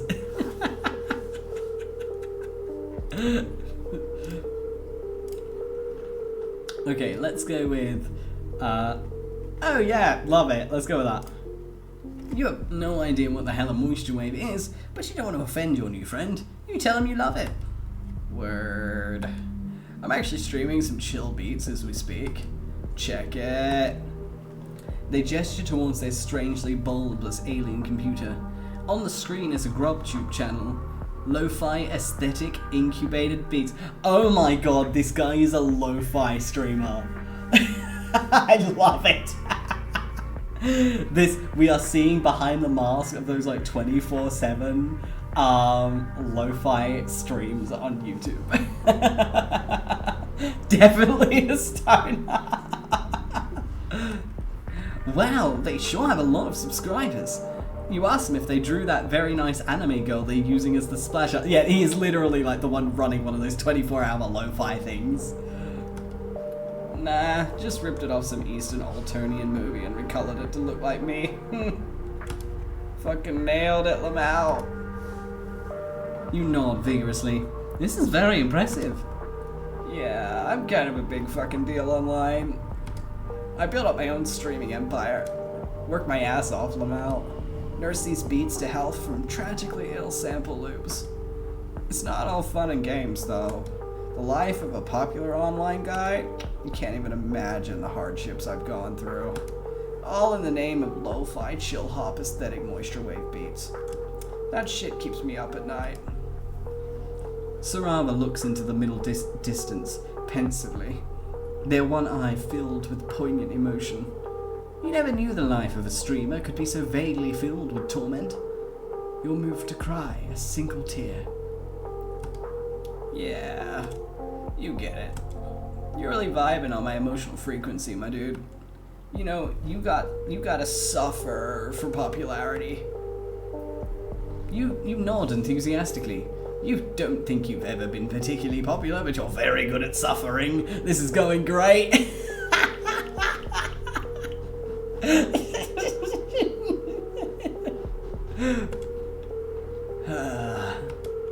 I wish I could say more. Really get all emotionally vulnerable and share my tragic backstory. But ever since the incident, it's been so hard to trust new people, 𝐿aMao. You feel me? The incident? This is so tantalizing. You just know if you want to make them a new friend, you're going to have to get them to confess their deepest insecurities and embarrassing secrets to you. That's how friendship works. You place a sympathetic hand on 𝐶𝐸𝐕𝐓's shoulder. You know what, dude? You really want to be friends? Yes, yes! You can't believe how pain-free and easy this experience has been. What a wonderful new friend you're about to make. You can practically feel the future bro embraces you two will surely share.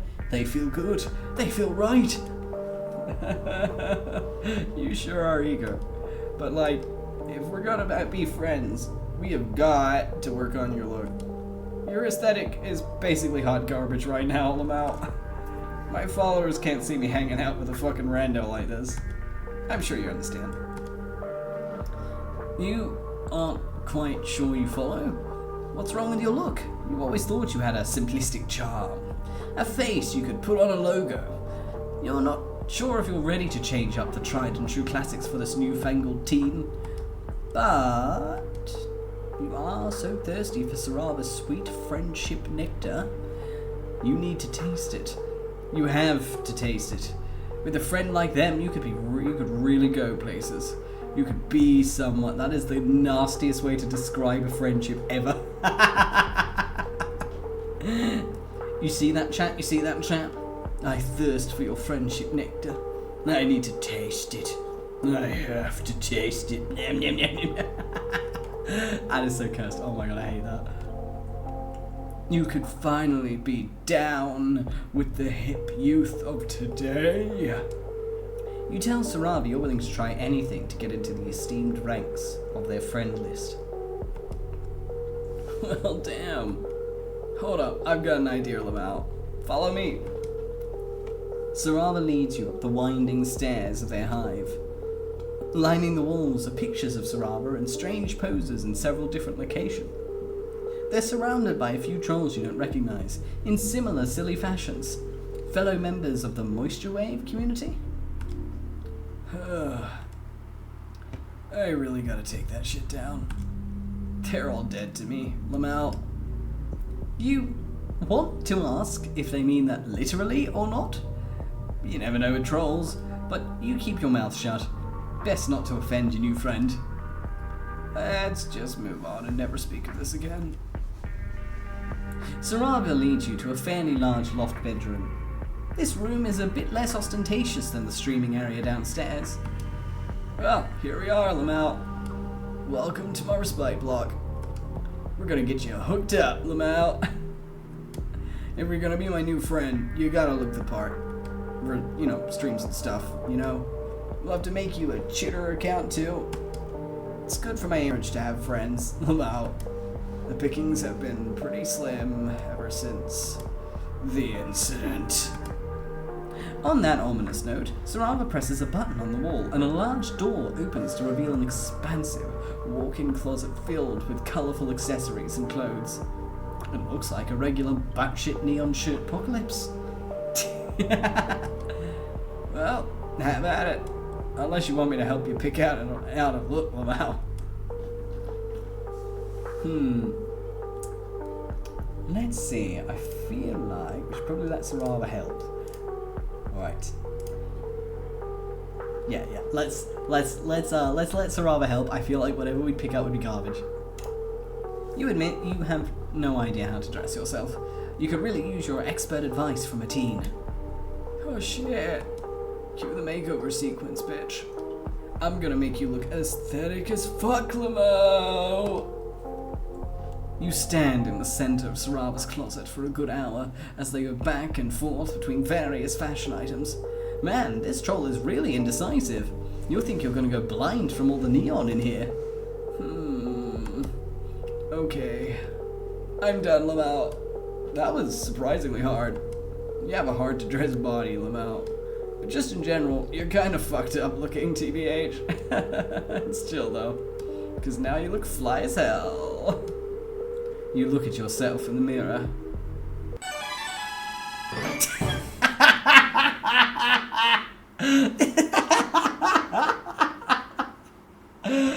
Wow, radical, neato. Honestly, like, that's just me when I look in a mirror.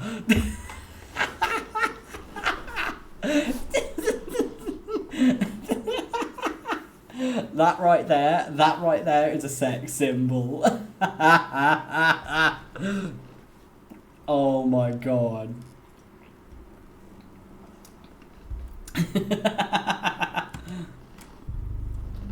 Iconic. He gave us the boyfriend shot. Oh my god, he did. Now we just gotta get you set up on the social medias, my dude. But first, selfie time, Lamau. You take a variety of cool selfies with Sarava. Wow, this is really going well. Alright, I'll just post these and promo you. You'll be internet famous in no time. Then we can finally be friends, Lamau. Yeah, we're hanging out with a stoner streamer. How are you, LA? Welcome back. Yeah, obviously, like, honestly, Patchy, like, so long as he doesn't try to eat us and shove us in a bin or some shit, I think I like this dude. He's good. He passes on account of not being batshit insane.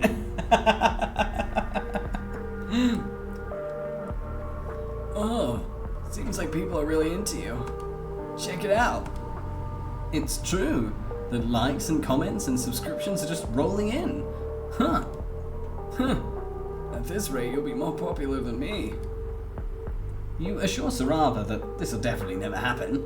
All you truly desire is friendship, not fans. That's what they all say. All my so-called friends. They're only in it because I was popular. No one ever gave a shit about me as a person. Well, it's just a funny meme to them. Just a guy they can copy.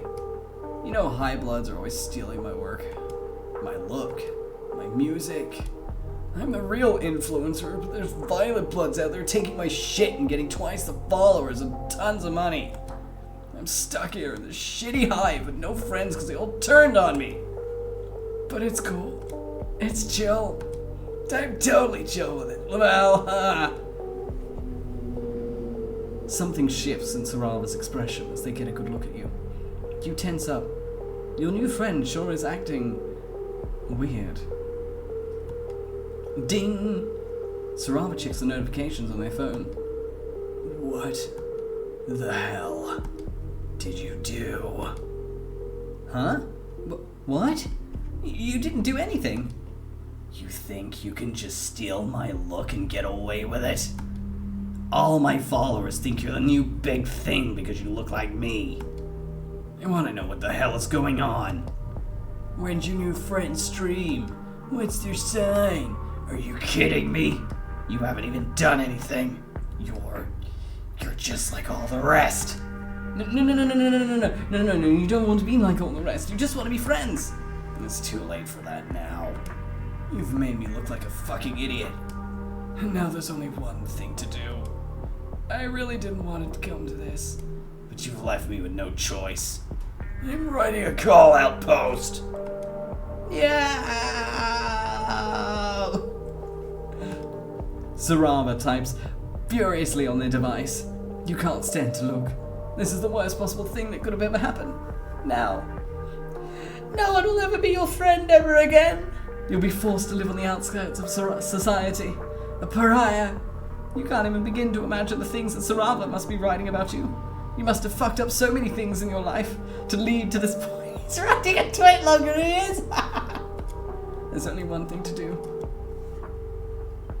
You stagger downstairs. past all the portraits of 𝐄𝐍𝐕𝐓𝐮 ex-friends. You wonder if they met the same horrible fate as you. Their grinning faces taunt you with slivers of friendship that could never be. You burst out the front door of 𝐄𝐍𝐕𝐓𝐮's hive and make your way to a conveniently placed stump. You sit on it in complete despair. There's no point living anymore. With trembling hands, you reach inside. What the fuck?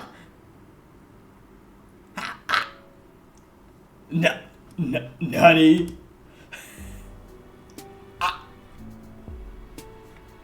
What the fuck?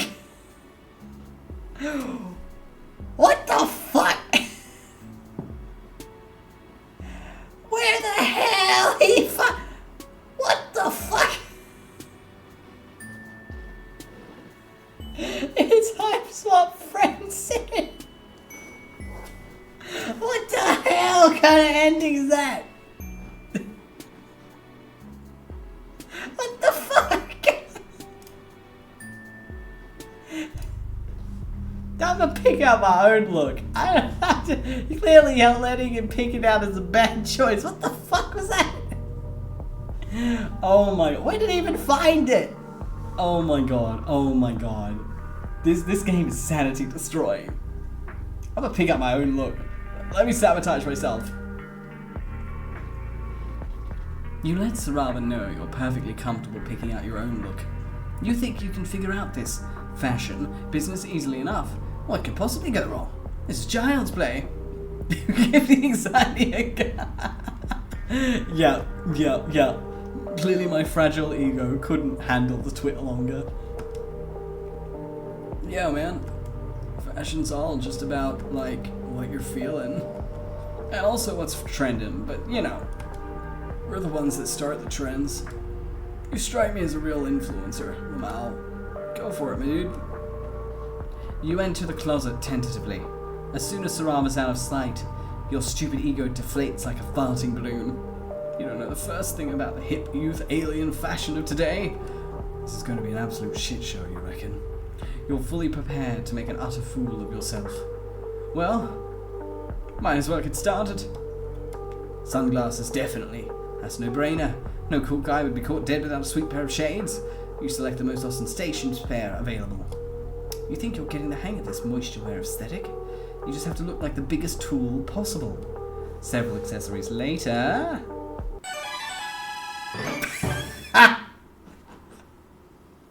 Wow! Radical. Neato! As you can see, very, very cool. I look like a donut! Yeah, I am a donut, confirm. Do not disturb these nuts.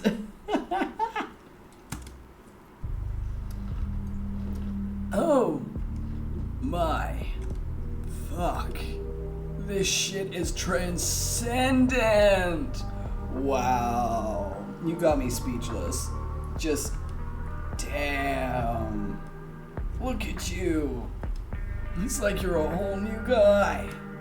A much chiller and cooler guy who I now gotta be friends with right now, like immediately.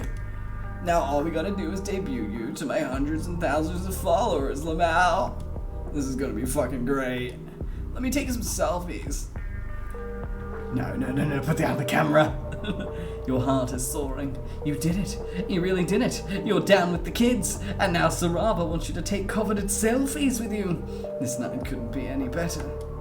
You may look like a complete asshole, but if it can win you popularity with a bunch of alien teenagers, then an asshole you will be. Selling out is amazing. Well, what are you waiting for? Get over here, we're gonna take some fees. You pose with 𝐄𝐍𝐕𝐓𝐮 for several selfies. They put their arm around you in a gesture of newly formed friendship, and you're beaming with friend pride. Oh, hell yeah. These are turning out great.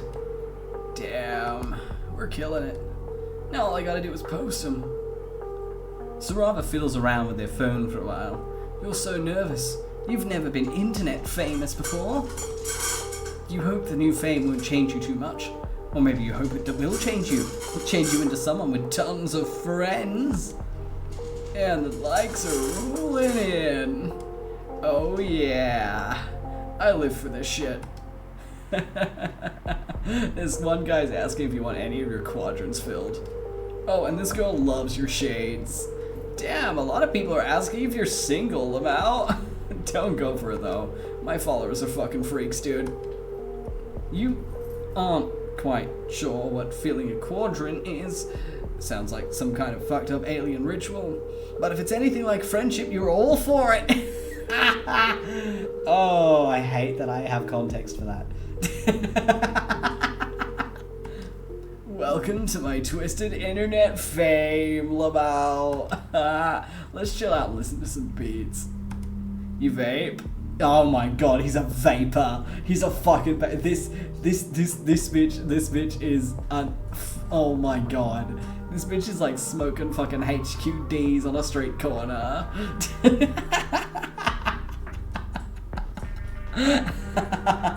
Alright, for context with the quadrants, it's the Homestuck troll romance system. So instead of having like one type of partner, there's 4. There's like best friends forever, hate fuck buddies, this one person whose whole job is literally just to mediate your own bullshit, and an actual romantic partner. Welcome, A's. I'm doing well, thank you for asking. How are you? I hope you're doing fantastically.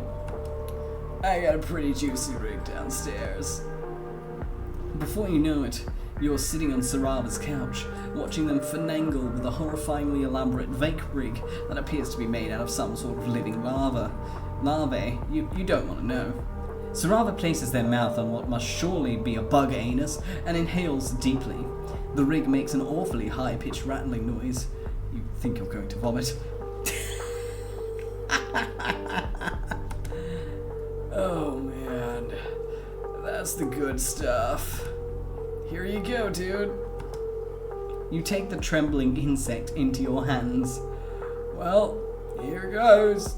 Your final hurdle to eternal friendship and popularity. You vape vigorously, inhaling as much as you can. The vapor fills your lungs immediately. It burns. Oh. You suddenly realize that you're not quite sure if this alien vape juice is compatible with your anatomy. You could have just inhaled a bug ass full of poison like a fucking idiot. What a way to die. Your vision swims. Yeah, you got it. Just hold it in, 𝐿𝐷. Tears stream down your face as you hold in your double lung fill of insect gas. You sure are glad you have on a pair of cool shades, or you would never be able to live this embarrassment down. You're not sure how long you're supposed to do this. As long as it takes? You can exhale now. You cough and sputter, green vapor spewing from your mouth straight into 𝐄𝐍𝐕𝐓𝐮𝐞𝐫. You did it.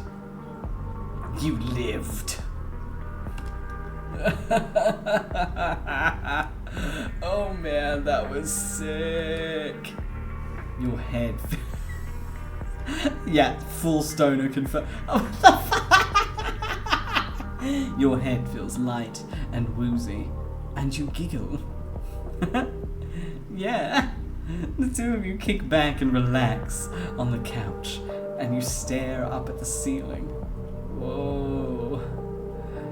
When did that huge wasp nest get there? Crazy, man. You were right, he's an actual fucking stoner. Is that a horse? 𝐄𝐍𝐕𝐓𝐮𝐞𝐫's music suddenly sounds a lot more interesting. Dude, today has been way chiller than I ever expected, 𝐿𝐷. You're officially my best friend for life. Just promise me you'll never betray me, 𝐿𝐷.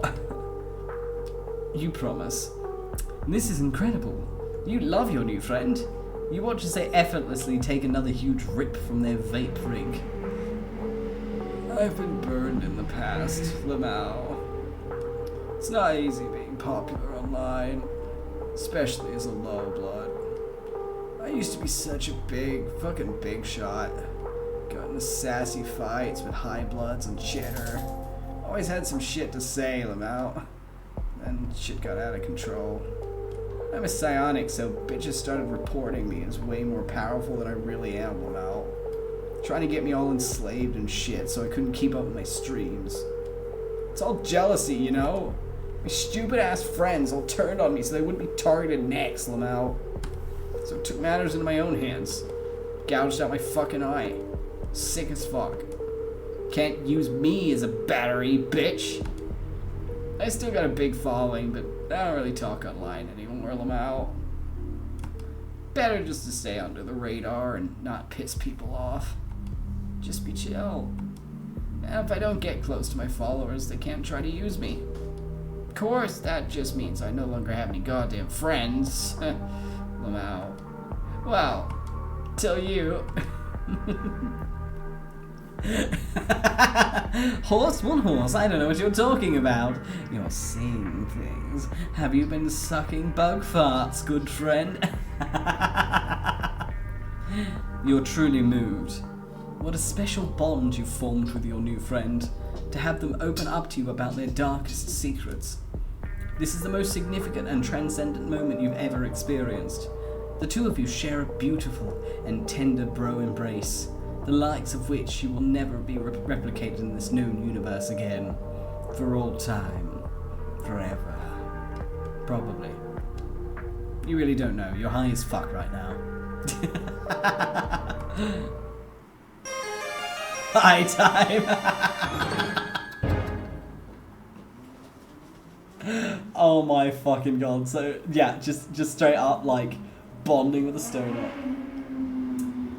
I mean, I don't think it's raining at the moment. At least it doesn't look like it, but also with it being 10 PM, outside is darkness. I mean, it's a happy ending. Like, at least he didn't, like, turn against us because we were too cool. So, moral of the story, don't ask for help. It backfires.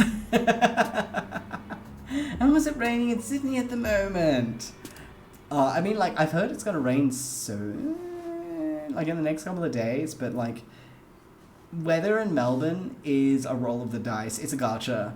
Like, it'll be like, oh, it's raining today, and then it'll somehow manage to rain, storm, be sunny, have a rainbow, rain again, be sunny, be hot, be cold, all before like 5 PM.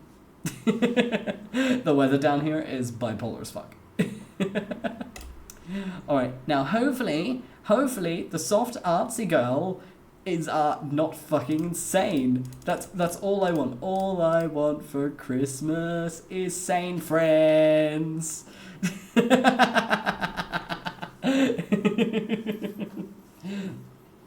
Oh my god. Is this game based off zodiac signs? No, this game is based off of Homestuck. But the trolls in Homestuck are based on zodiac signs, ironically. So, yes, maybe. No, like, as a few times, I don't know. Of course. Rest well, sweet Pachi. Thank you for joining me, and have a wonderful, wonderful rest. I can't wait to see you whenever you next find yourself available. Mwah, sweet dreams. All right. Her name is Amisha Erden. Lo, what light breaks through yonder weirdly organic architecture breaks. A small figure approaches. Oh my gosh. You are so... So far, you've swallowed quite a few insults in regards to your looks and intelligence level. You aren't really the type to let the shallow opinions of others get you down. But it's been kind of a rough day. You brace yourself. Cute! Oh! She gives you a sweet, sincere smile. I never seen anything like you. Oh, it's giving me all sorts of new ideas. Boy, do you hope yes, some of those ideas are about friendship? Now that you've gotten a taste of it, you're hungry for more. You take a stumbling step forward, and your ribs remind you that although the potential of camaraderie is enough to improve your mental health, it cannot cure acute injuries. Oh, your sweet theories. Oh my god, I love that. Oh, that's so wholesome. I'm so glad that your relationship with your partner is still going strong and going really well. I'm so happy for you. Oh, you don't look so good. Come inside. I've been looking for new contributors. Contributors? Could she mean friendship contributors? No, that's dumb. Maybe she runs some sort of alien newspaper and she wants you on the staff. She looks a little young for that, but what the heck do you know about alien management hierarchy? You know what, I've suddenly started to get worried about the specific colours of the splatter on her dress. I'm probably overthinking. You follow her to a nearby building, and now that you're looking up from your ravenous hunt for companionship, you notice that you've wandered into kind of an upscale part of town. 3 months tomorrow. Oh my god, yes. Happy 3-month anniversary. That's so good. Oh my god. That is so wholesome. I'm so glad it's going well for you. Thank you for your contribution to LA. And exactly, you know, an art's lecture where they want to draw you. There's a lot less garbage and people collapsed in the street. You see one of those spiky robot things, but it's washing a window instead of shooting a laser at a group of children. If that's not high class, you don't know what is. Before you can follow her inside, she turns around in the threshold, blocking your way. Real quick, you don't happen to be an artist, do you? Artistry? Well, as a matter of fact. Alright, save. Close menu. Let's go with the first one, because I actually am. Oh. Yeah, I can't tell if that's the sound of rain or cars. I live near a highway. I was like, change of sound. Probably cars. Tell her, yeah, it isn't exactly your whole deal, but you've been known to dabble. Oh, I see how it is. Well, you aren't gonna snake road any trade secrets out of me. Goodbye. Oh.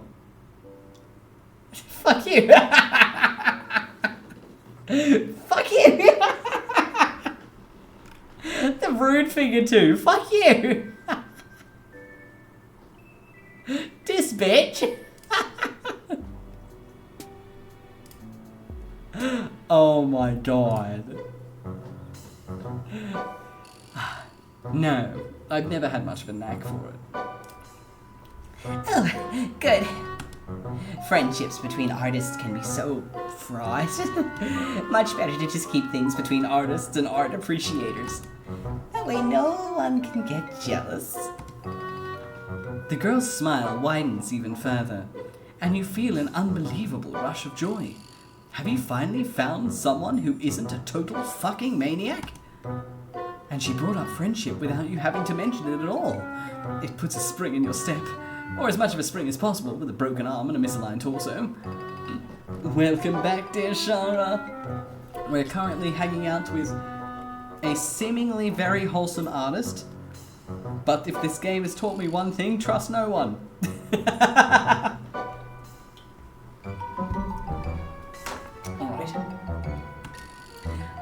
Amicia leads you into an elevator with buttons labelled in spiky letters that make absolutely no sense to you.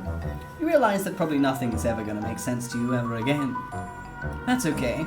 Your hierarchy of needs has adjusted recently. Your new friend, you're jumping the gun with this descriptor but you're feeling seriously good about this encounter, stands in the corner of the elevator, wringing her claws. Oh my god, Shara, like, did it get, like, spluted on them, or did they just, like, overwash their hands? Yeah, I know, right, LA, I swear to God. Terrible representation. Oh, I wish I'd known I was gonna have company. I would have cleaned up a little. It's been a while since I've met anyone new. You assure her that whatever disaster her house is, it can't be any worse than some other places you've seen here. Although you kind of get what she means. She's wearing an artist's smock that's covered in splashes of paint. Actually, it doesn't really look like paint. It couldn't be anything else, could it? It's every colour of the rainbow. Oh, Jesus, fuck. She's gotta be insane, isn't she?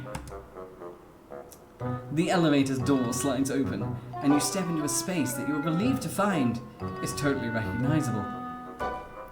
A table overflows with messy palettes and blushes, cloudy jars of water and sponges.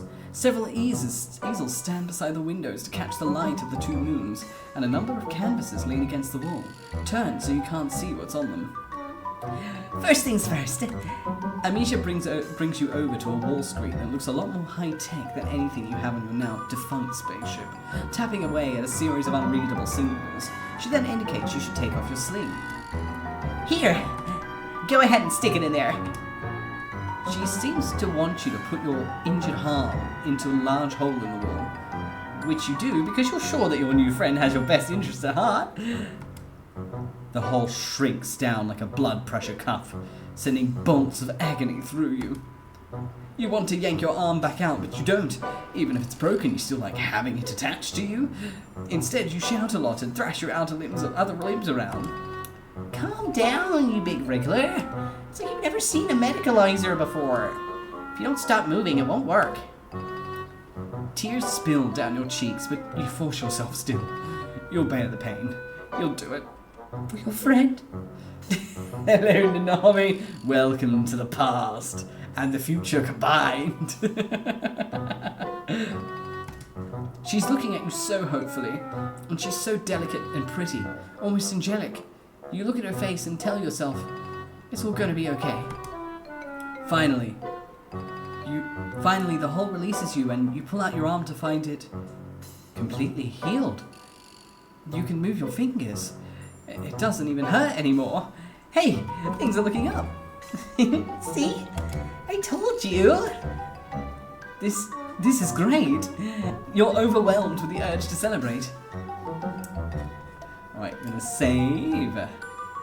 Alright, there we go. Alright, let's get excited. We've saved worst case. If we get murdered, we can undo. You try to resist the urge to celebrate. You fail to resist the urge. You take Amicia by her tiny hands and twirl her around the studio. Or you try to. You forgot about your busted ribs. You sure are doing that a lot. You let go of Amicia and go careening into one of the tables. Thankfully, not the one covered in art supplies. You hit the corner and go down on your already incredibly sore ass. This is what you get for acting like a huge fucking tool in front of your new friend. Are you okay? Was that some sort of ritualistic rite of healing I've never heard of before? You shrug against the floor. Amicia leans down and picks you up in a bridal carry, despite the fact that she's about half your size. It makes your ribs hurt, but what doesn't nowadays? Amicia lays you down on a weird lumpy couch. Are you sure you're okay? You look a little... She trails off to nothing. She's looking at your left arm, which you've draped over yourself awkwardly to sort of try to hold your torso together. That colour. At first you think she means the colour of your skin, which is different than her light grey. Then you think she means the truly fantastic buffet of bruises you've got going on. But then you realise that in your prancing idiocy, you've managed to scrape up the insides of your arm. Blood oozes sluggishly from the wound. Amicia dredges a finger through it. You're half expecting her to put it in her mouth and for this to become a whole cannibal situation. Well, actually, since you are the same species, it wouldn't really be cannibalism, but still, no thanks. Instead, Amicia just holds her finger up, the drop of blood trembling on the tip. This color. Oh, I've never seen anything like it. She dashes on to one of the tables, pulling over a sketchbook and dragging her finger down it. Your blood paints a rusty line down the center. She lets out a little squeak of excitement. Fuck, I knew it, she paints with blood. God damn it. Of course she's insane. This is amazing. What? Red? Not red. There's a million dirty little rusties swarming all over the city. I'm drowning in red. This is crimson. It's incredible. You must be some sort of mutant. You're really lucky I found you instead of one of the drones. Lucky. You. Yes, very lucky. The luckiest. Though your arm is healed and you're out of whatever doubtlessly weird weather happens on this planet, maybe Amishia's right. Maybe you are lucky. You close your eyes and try to breathe. Zen yourself out. Really center yourself in your own body and all that garbage. Then you open your eyes and wow, you sure aren't centered anymore. In fact, you roll completely to the left as you try to get away from Amicia, who is back and standing over you with a giant axe. Watch out! Amicia grabs you, drags you back up onto the couch, and plants her hand on your solar plexus, effectively pinning you down.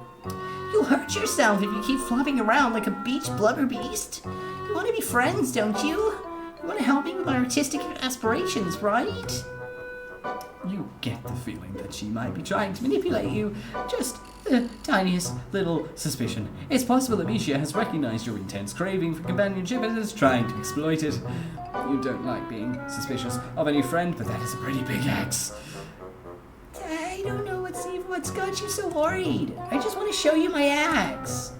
Oh, of course. Makes sense. It is a really nice axe.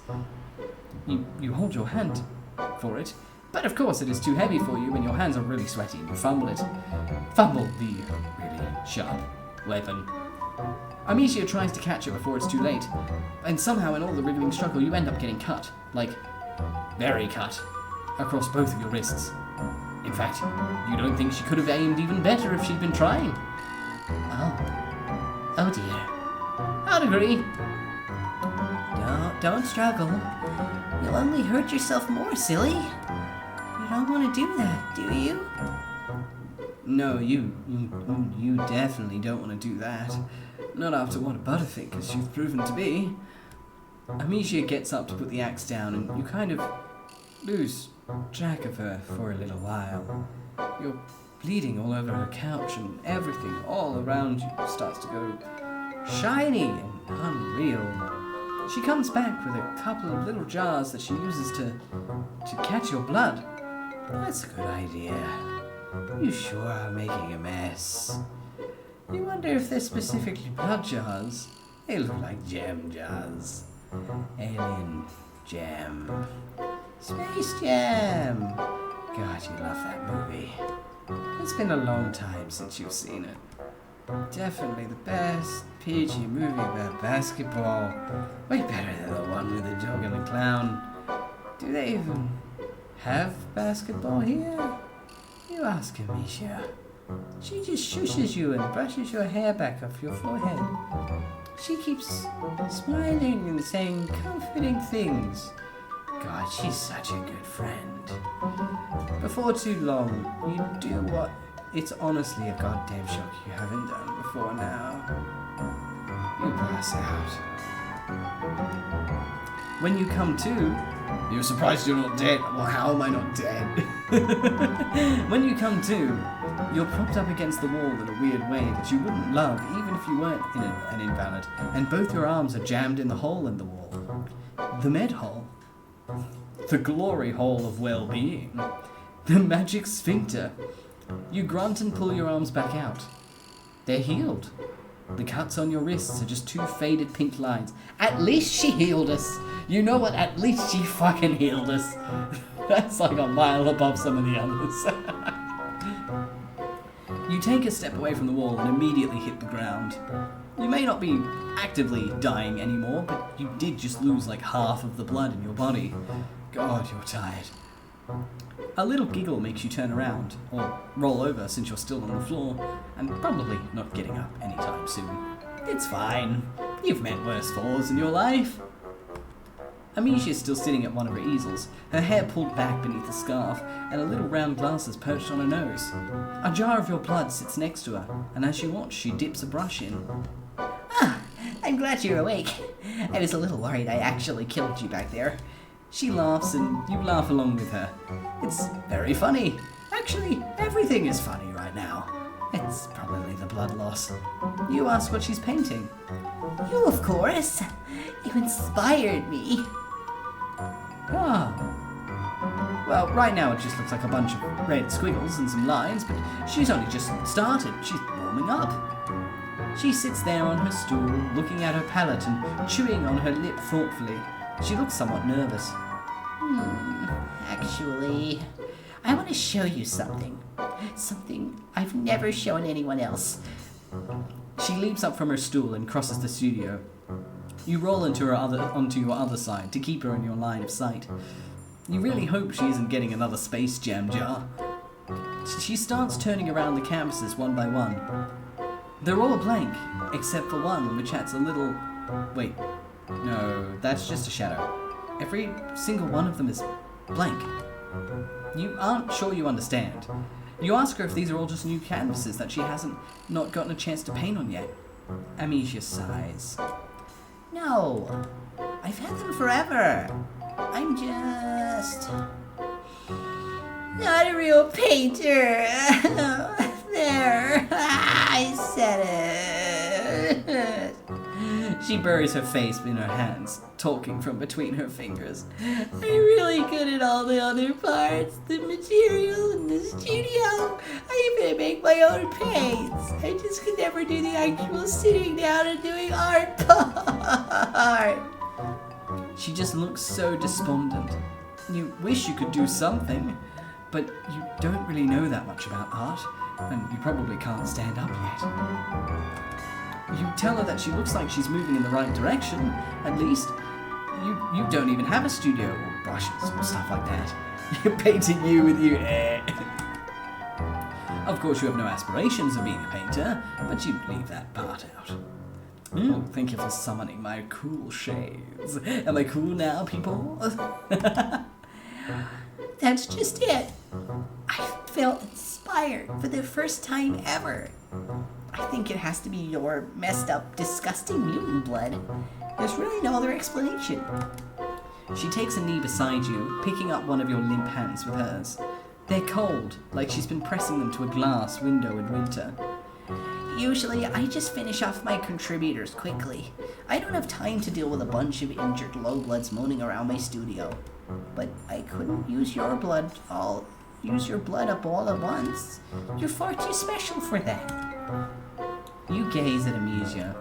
A mist has descended over your vision, and it isn't even the mist of imminent death. I have to keep this precious blood safe. I think you might be my muse.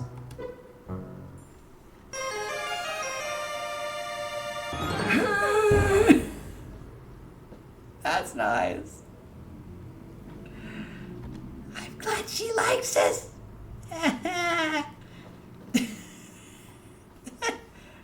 I'm glad. She Friendship.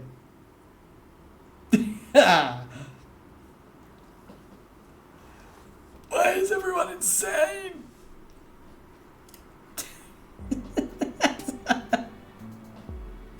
You know, all of a sudden, this intro with him looking like this is becoming more and more appropriate, like every story. At this point, I just want a sane one.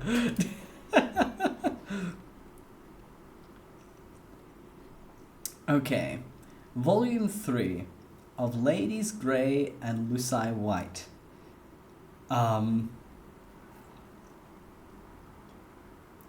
I suppose we'll find. It's the friends you make along the way. I bet this main character is regretting his friendship boner by now. Putting one foot in front of the other, you continue on through this strange alien world. Just when you think stuff is beginning to make sense, it all slips through your fingers and becomes even stranger and more alien.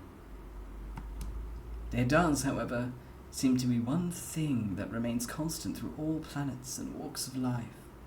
Yet right now, Sausage is the sanest one we've met. Like, Sausage was just quirky. Sausage was just quirky. Everyone else is fucking insane.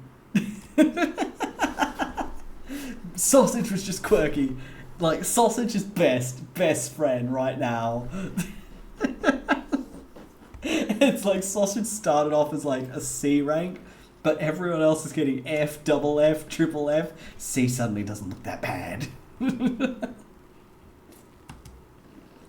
that thing is friendship. You're on the prowl once more. It would have perhaps been wise to stay with one of your wonderful new friends until you're fully healed. But as Martha Stewart said, visitors like fish begin to smell after 3 days. You're almost positive that Martha Stewart said that. Nevertheless, you soldier on in your endless quest for companionship. Where will your travels take you next? Oh my god. Okay, alright, so we've got like slightly edgy happy girl or yeehaw. Oh my god. We've got e-girl and yeehaw. Which one should we go with? Should we go with e-girl or yeehaw? like they don't look insane, but also the artist didn't look insane, and she was extra insane. So yeehaw. All right. Let's go with yeehaw. Right. Let's go with yeehaw. All right. Her name is 𝐄𝐍𝐕𝐓𝐮𝐞𝐫. As dawn approaches, you find yourself heading out of the big city and into the rustic outskirts. Man, the sun sure is bright on this planet. It's rising over the crest of the distant hills, a huge, fiery ball. The later it gets, the bigger and bigger it grows. Way bigger than you've ever seen the sun on Earth. And what's that smell? Could it be your flesh beginning to sizzle? Fantastic! You love the country. No wonder the nightlife seems so active in Alternia. They're all nocturnal to avoid brutal daily roasting. You reach into your pocket for your cool new shades, but you appear to have left them at your friend's house. Fuck. You gotta get yourself together. The recent physical trauma and extensive blood loss has you a little fuzzy. You weren't built for this wilderness survival shit. You're starting to wish you'd just stolen a fucking Lamborghini or something instead of a spaceship. This seriously isn't looking good. The city is too far away for you now to turn back, so you have no choice but to keep walking. Maybe you can find a cave or a hole in the ground. Maybe you can just cover yourself with grass. You wish that someone had mentioned the Death Sun in between offering you alien meat products and calling you their muse. Off to your left in the distance, you catch sight of what might be the shimmer of sunlight on glass. A window? A solar panel? You could seriously clean up with renewable energy on this planet. Could you change your trajectory and go towards the shimmer? It might just be a mirage. Let's go towards the shimmer. You turn your aching, stinging meat sack towards the distant, promising sparkle of safety and succor. You focus on just staying upright, one step at a time. Just keep swimming or whatever. God. Oh, the sun though.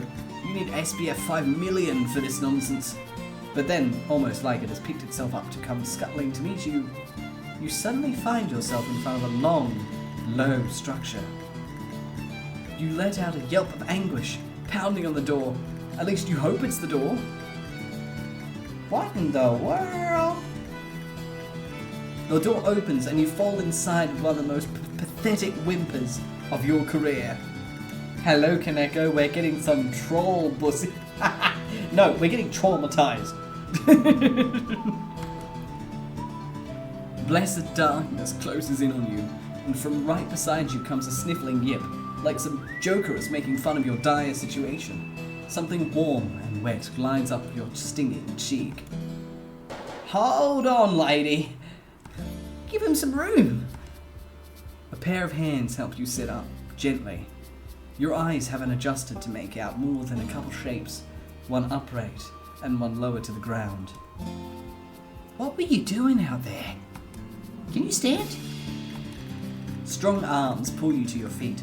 You wonder if everyone on this planet is strong or if you're just extremely flimsy. They guide you to a chair at the end of a long table.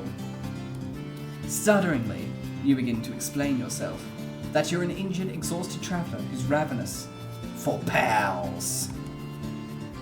Well, bless your heart. But hold on a tick. Dinner's about to burn. Now that your rescuer mentions it, you do smell something. It smells amazing. Funny you should just blunder in here like that. I was just saying, wasn't I, lady? It's been so long since we've had any sort of guests who weren't imperial drones or out to rob us. You rub at your watering, slowly clearing eyes, and when you look back up at your rescuer finally comes into focus. She's tall. Taller than anyone else you've met here, you think. Also, maybe a little older.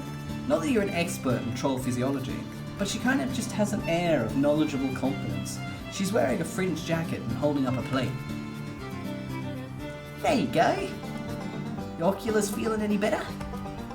By the by, my name's Skylar. Pleasure to meet you. And this here's Lady. She looks down, and at first you think she means the table, but then you look under the table at the giant monster dog looking up at you. You jolt so hard you almost fly backwards out of your goddamn chair.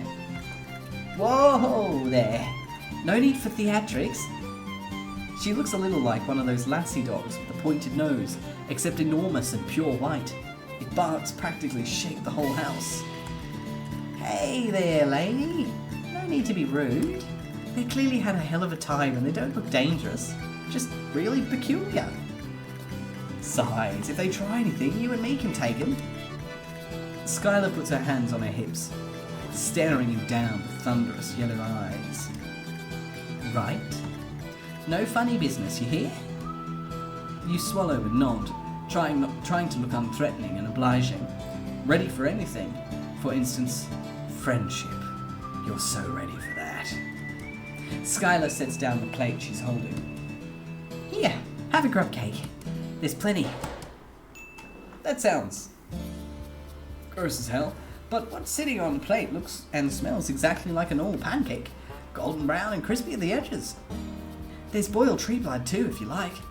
And churned dairy product. She puts down a carafe of syrup and a dish of butter. Man, everything here has really weird names. Skylar pours out a cup of some very familiar smelling liquid. Brown bean juice, you guess.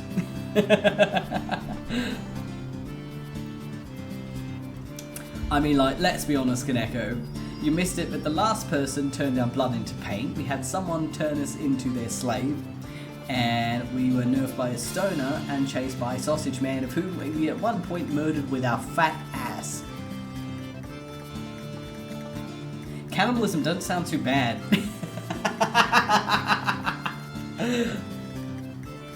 Oh my god. Skylar raises an eyebrow.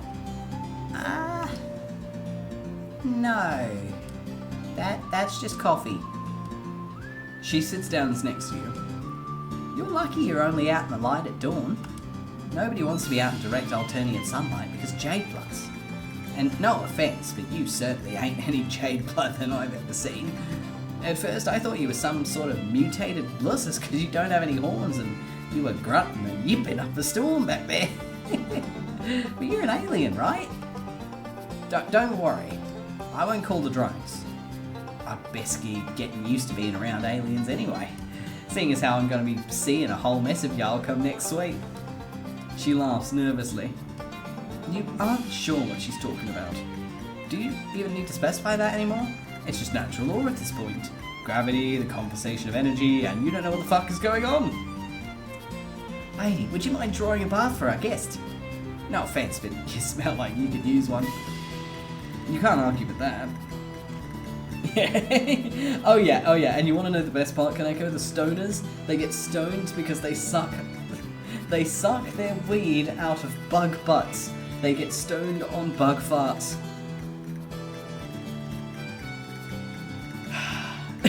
Just...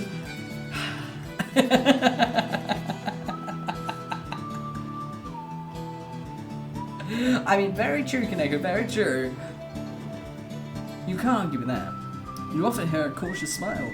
God, she seems so nice and caring, but you've been burned before, and cut, and generally kicked around by fate. It's a tough world out there, but you want to trust Skylar. Lady takes a bucket in her muzzle and runs out into the yard, getting up on her hind legs and battling at the door latch to open it. It's adorable. The sun is high enough now that the whole landscape outside is washed in white. Oh God, the dock! Oh, it's sweet of you to worry. Lucy are fine going outside for a little while in the daylight. Their coats reflect light or something to that effect. I don't really know how it works. I ain't exactly known for my scientific acumen. You tell her that she seems pretty smart from where you're standing. As cynical as you're becoming, you can't just help but trying to be her friend. She's so nice and, wow, really pretty. Not that that's a requirement for friendship, but your retinas would have to be way more scalded than they are to not notice that. Oh, that's nice of you to say. But it wouldn't even really matter if I was a bona fide genius. Someone of my case could never really hope to rise up in the ranks. Best I can hope for is hauling crates on some cargo vessel. Ranks? Cargo vessel? You swallow your bite of crumb cake and ready to ask her if she's thinking about joining the military. But just then a swell of noise erupts from outside the house. There's one thing I've learned, Kaneko, this MC is dumb as shit. Shouts, crashes, and Lady's frantic barks. Scarlet gasps and launches herself out of her chair, knocking the carafe of syrup. It oozes across the tabletop in a sticky wave. Oh no! Not now! What the hell is going on? Bandits! Oh, goddamn, this is thieves! You don't get the chance to ask anything else before Skylar careens towards the door, throwing up an arm as blazing white light pours in. Oh God, she's gonna go outside and burn up. She isn't thinking straight. You've got to do something. Alright, I'm gonna save it here. Alright, we're going to help her. What the hell? You've already experienced the alternity in sun. It sucked a whole lot. Maybe now it'll suck less because of how bad it sucked then. Just a sliding scale of suckage. Skylar plunges out into the daylight in the direction of the commotion, and like a big dumb asshole, you barry out into the blazing hellscape after her. Surprise! Still sucks. You've had sunburns before, but this is ridiculous. This is a fucking monster of gas giant pointing and laughing at the tiny speck of humanity you represent, trembling before the droid. It's a pure assault on all your senses. The light is almost as bad as the heat, and you put up your arms to block the glare, following the dust of Skylar kicking up behind her. You doubt your eyes will ever actually adjust to this fuckery, but you can see a little better than before. You're talking very dumb as shit, or John Edbert dumb as shit. Definitely dumber than John Edbert. Like, I'm talking like an actual serial, like basically a borderline serial killer YouTuber dragged him into his house, and like while she was like torturing him, Misery Stephen King style, he was still there like, friendship! That's like, dumbass. There are about a dozen of them, all of them trolls, all wearing dark padded outfits that cover their faces. They look halfway between hazmat suits and SWAT uniforms. All of them have big fake looking guns that probably aren't fake. In fact, one of them shoots a laser at your face. You duck and it leaves a blazing heat trail across your cheek. But as all of you is currently burning, it doesn't really break your stride. Skylar throws herself into the fray, letting out a war cry accompanied by the sound of a fist hitting flesh. It's 12 against 2, which, if you remember your fractions right, is not unlike 6 against 1. But these guys had probably not been expecting a frontal assault, and they'd definitely not been expecting a Skylar, who is frankly fucking terrifying. She shoves 3 trolls down like dominoes, grabbing up a discarded gun and shooting all 3 while they're on the ground. You have never been in a fight before, a fucking all-out brawl. It's scary, but now that you are in the thick of it, also kind of awesome.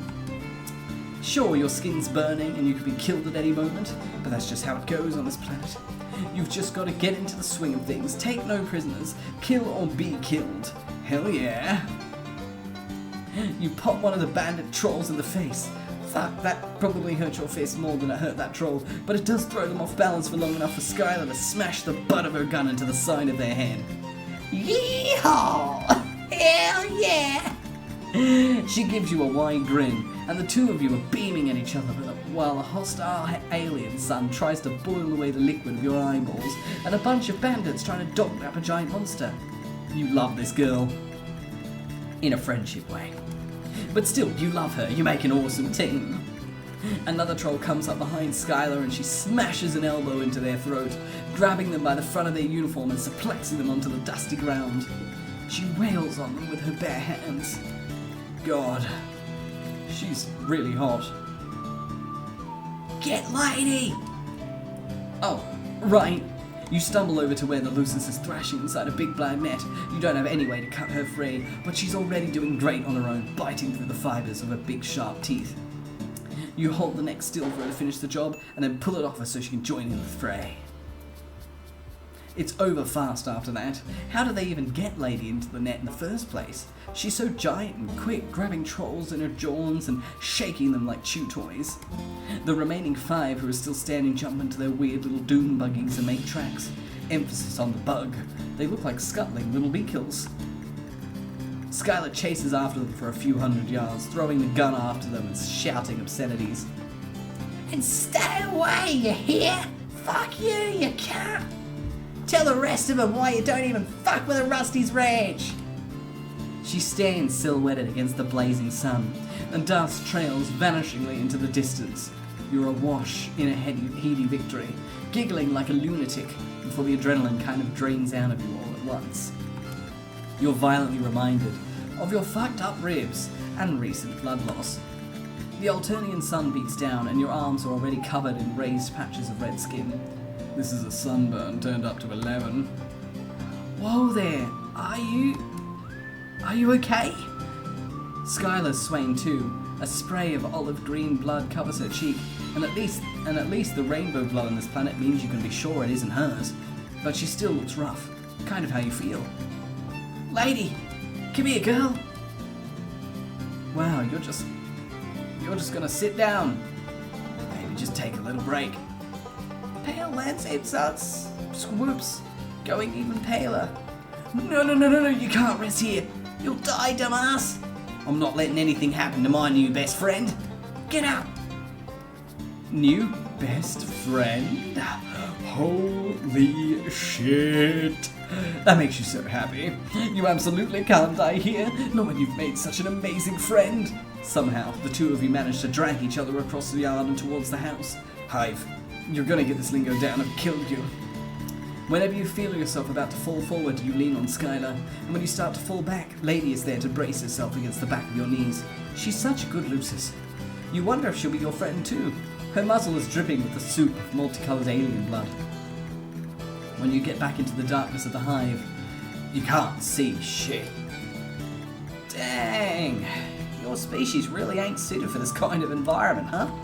You can't even see in the dark. In demonstration, you walk right into the table. You've about had it with tables and your sworn enemies at this point.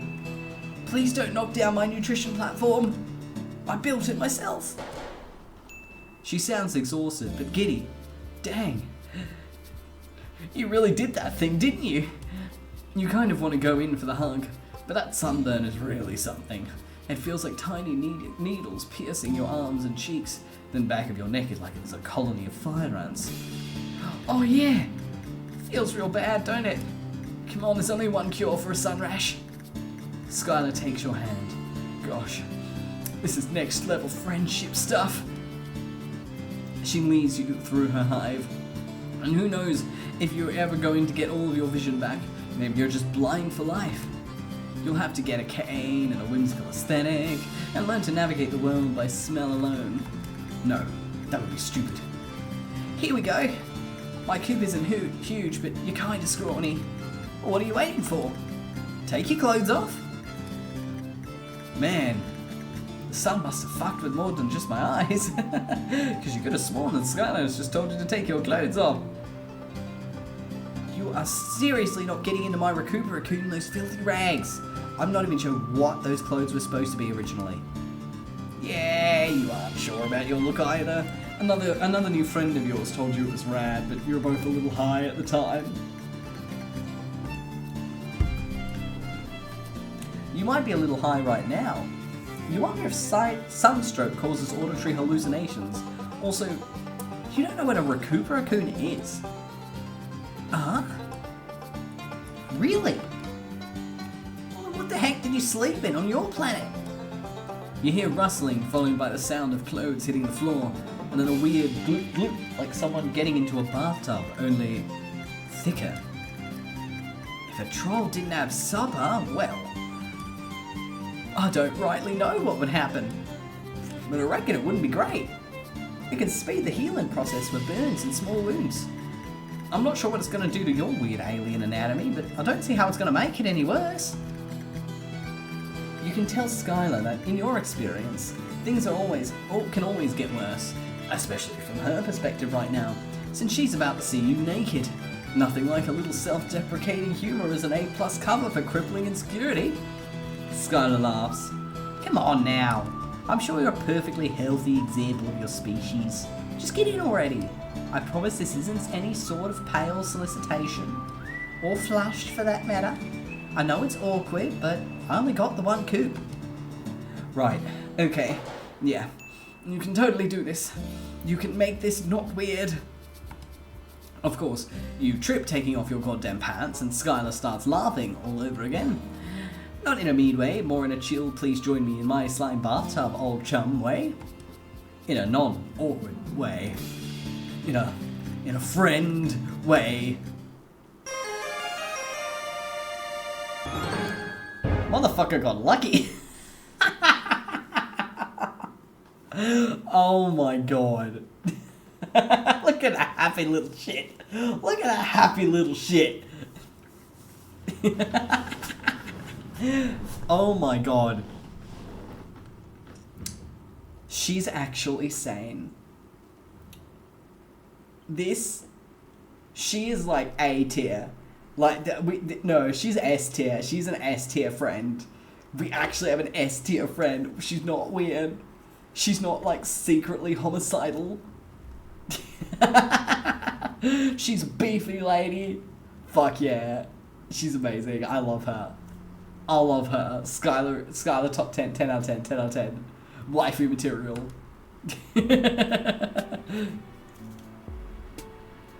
Alrighty.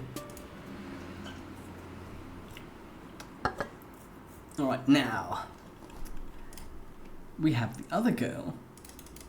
Right, we click through. Alright, so the other one is Bronya Ursama. The e-girl. You've been travelling through a cave network for a while now. I mean, yeah, very true, Kaneko, true. It's like the same case. The rigid stone is a welcome respite from the eerily organic infrastructure you've been encountering, but it's also proving an unwelcome respite from friend-making. Maybe it was too much to hope for, that this cabin would be home to another potentially new buddy. Maybe leaving the big city behind was a horrible mistake. Just maybe these dark, cold tunnels are completely devoid of... Oh, hang on, there's a bunch of buildings in the distance. Oh. Hello. I thought you were one of my girls, but you don't look like your jade blood. Or anything else, actually. How strange. You convey your usual spiel regarding your circumstances. You're lost and lonely, and your ribs are still broken, you think. Honestly, the ribs are fine. You could just use another friend or two. I see. My first responsibility is to my jades and the mother grub, so can't make any promises of friendship just yet, but you do look like you need someone to take care of you. Here in the brooding caverns, we follow a few simple rules. 1. Don't invite drama from up top down below. 2. Protect the mother grub. And 3. We have no hierarchy, but do what I say. Let's do everything we can to keep up our current record of dozens of sweeps without any jades being culled. You're not sure what half of those words mean, but you nod your head. They just have the genetic predisposition for cringe. Good. I'll take you to a hive. Follow me. You follow her into her hive, which looks like a schoolroom of some kind of dormitory, with multiple rooms and multiple floors. Usually more of my jades are around. I suppose everyone's out watching the Imperial drones arrive with the filial pails. Girls, we have a visitor to our caverns. 1, do not be alarmed by the bizarre appearance. They seem to be harmless and quite weak. And 2, do not give them more injuries than they already have. Our visitor deserves a warm jade blood welcome. She claps her hands. No one else is around, but you stand to attention and give her the thumbs up to show that you read her loud and clear. You notice that she called you visitor and not friend, but that's okay. You can do with whatever it takes until you're upgraded from visitor or to friend, or at least charity case. You follow her upstairs and she stops at a big room on the 2nd floor. When you step into it, you have to clap your hand over your mouth to keep from gagging at the revolting sight.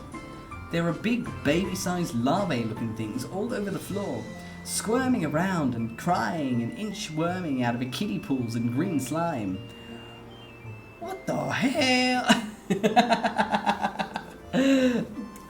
Hello, Suki. Welcome, welcome. It's lovely to see you again. How have you been? This is our nursery. Most of these wrigglers are sick or injured, so we look after them in here until they're well enough to go back out to the caverns and spin their cocoons. She looks shifty all of a sudden, giving you some side-eye like she's sizing you up. You try to look very non-threatening and also 100% trustworthy. We keep this nursery on the down low. It's not against any laws, but it's something of a break with tradition to save any of the grubs instead of just letting them die. To tell you the truth, I'm not sure why we do it.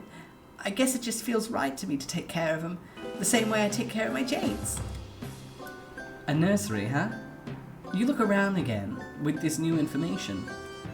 You guess you can sort of see how these wrigglers look like babies. Oh my god, you're a project leader? Oh my god, I love that. I hope your project goes fantastically and kick its ass, friend. Oh my god, congrats, way to go. Oh my god, so you just think, once the project's done, if it's not done already, yeah, so once the project's done, it's going to be so worth it. You can't believe that one of these things could grow up into anything that looks like Bronya, but this is an alien planet, so who knows? She takes you over to a shelf that seems to hold medical supplies. You're not sure what can be done for your broken ribs, but maybe she has some kind of alien technology that can help. But when she starts going through the cabinet, you don't see anything that looks high-tech like that thing that fixed your arm.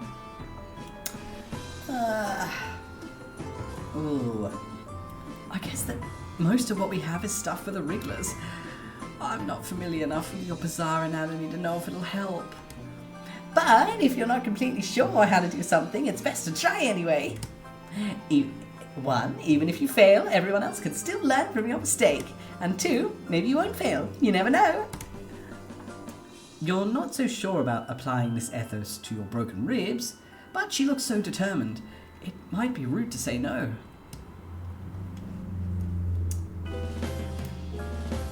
There we go. Close me. She's very chipper. I like that. She's very positive. She has she has kindergarten teacher energy. She has kindergarten teacher energy. Oh, they're out buying supplies at the moment. Gotcha. So what's the project you're working on? You know what? Go for it. My ribs are already broken, so what's the harm? Okay, come here. Lift up your shirt so I can get to your injured bellow sack enclosures. Yes, like that. Now turn the part that's all bloody and horrifying towards me. She has something that looks like some kind of ointment. It's a shade of bright green, similar to the slime beds you see around the nursery, and it also seems to be glowing. Seems like there's nothing wrong about applying it to your skin.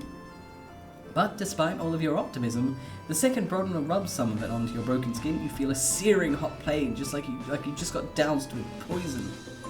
You flinch back instinctively. Your momentum carries you back too far, and as you step back, you trip on something behind your feet. You cartwheel your arms, but it's no use. You're going down. You're yelling timber. You feel something soft and squishy break your fall, and you hear a terrible squelching noise and some kind of animal squeal. You've fallen right onto one of the wigglers. You roll off it, but there's no use. It's squashed flat, and you're covered in olive fluid that you think might be its blood. We just murdered a fucking child. We're dead. We're dead. We're dead. You look up to see Bronya's horrified face and know that there is no hope for friendship in those vengeful eyes. You might want to run before I throw you out this window and break the rest of your bones. Game over. Okay, you can't see it. You can't see it because it's behind Snoodle, but the text over here reads, "I'll turn his deadliest ass."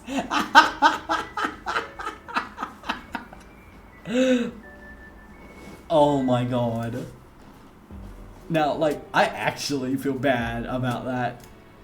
Okay, alright.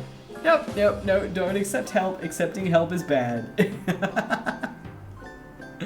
I swear, our ass is killing so much stuff.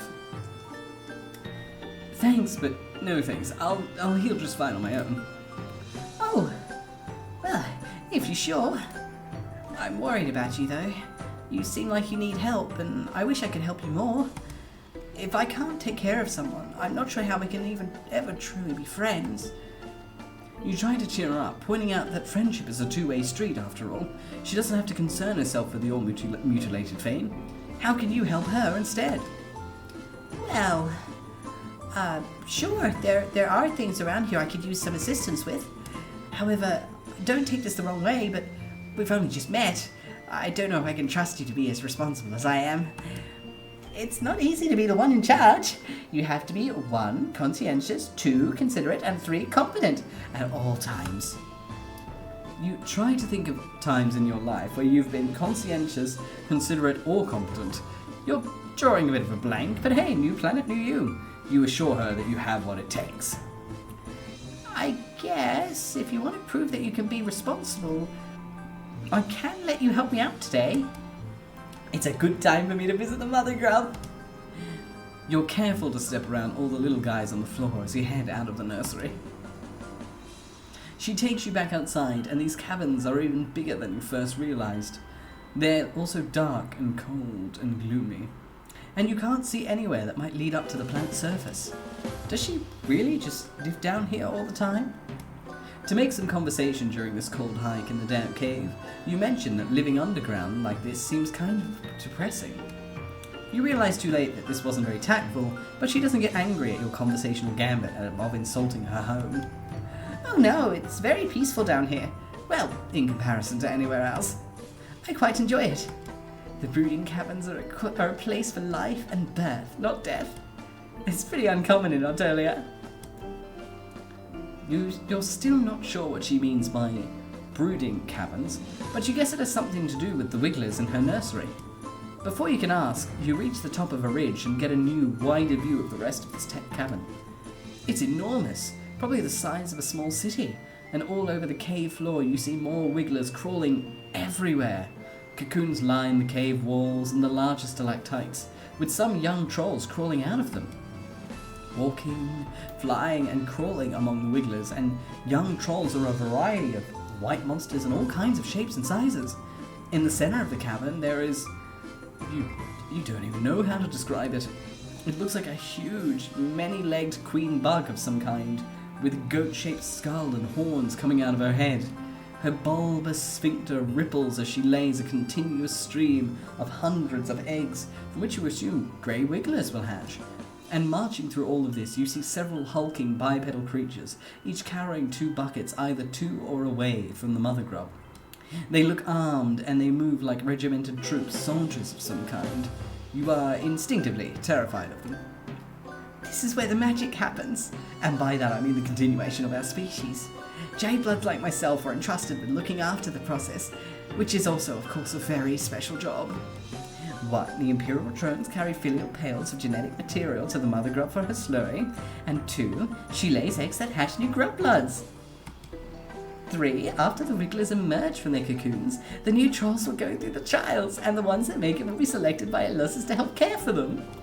4. Together, the young trolls and their Lusai will go up to the surface together, where the trolls will grow up or get culled or whatever.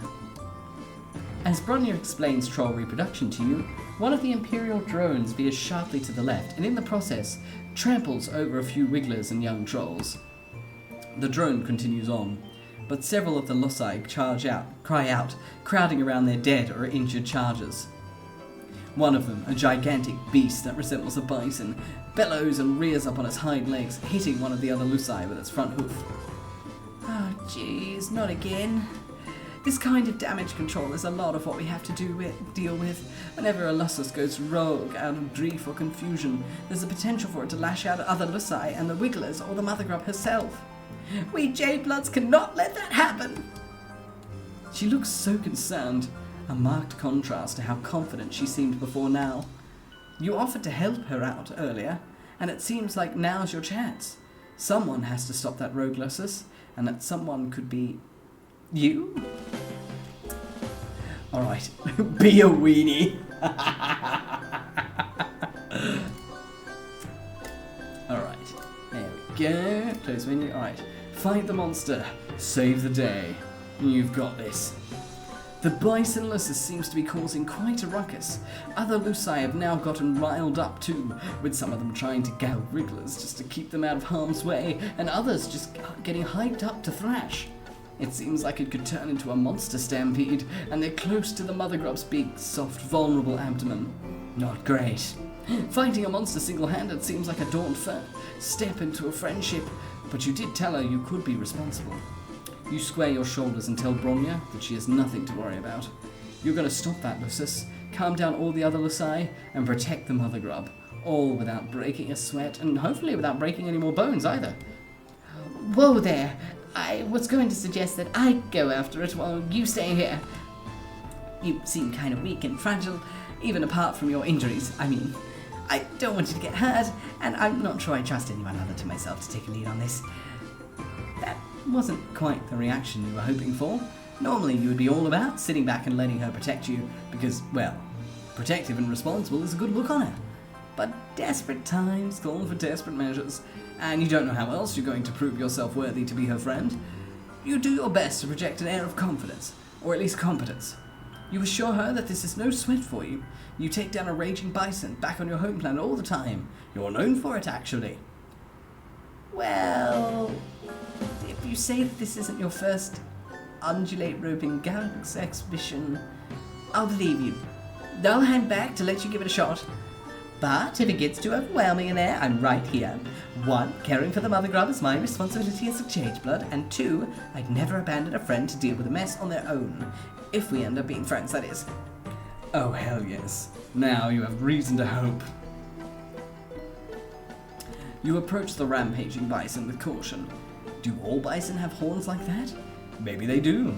You're not a bison expert, but you're pretty sure that they don't all have teeth that nasty. Bison on Earth mostly eat grass, don't they? This guy doesn't look like a herbivore. At first, you try to calm the Lussus down by taking in the fact that by talking to it, but your soothing words have no effect. In fact, you might have just made it even angrier by suggesting that it pause and take some deep breaths in reaction to its trampled charge.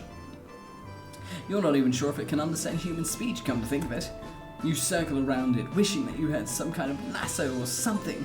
Maybe you can herd it away from the Mother Grub. You look around to see if any of these other Lusai look vaguely like Earth shepherd dogs, but no dice. You hesitate too long, and the Lussus turns away, its furious eyes falling on the Mother Grub. It stamps its hooves, snorts air out of its nostrils, and screams in a way that sounds a lot more hellish than you imagine normal bison are capable of. It's obviously about to charge, and you can only think of one thing to do. In desperation, you leap forward and tackle it football style, doing everything you can with your flimsy human body to drag it onto its side. It half works. You plough into the Lussus and stop it in its tracks, but it topples over onto a nest of wrigglers, taking you down with it. Wrigglers and young trolls go bouncing everywhere, squealing in distress, and the Lusai descend upon you in rage. Everything is chaos for a while. You're trapped beneath the bison Lussus, which is very worrying for all your body parts, and you think you might feel something important rupturing inside of you.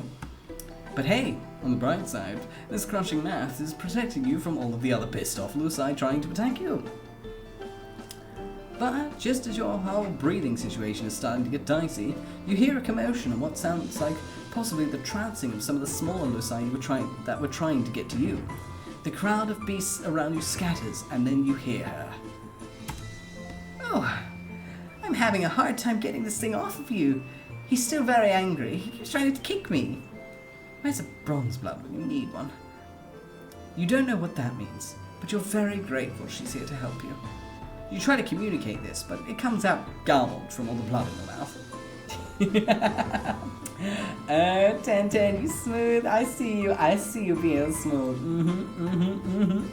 Sliding into my virtual DMs, I see. Maybe don't try to speak, or move, or help.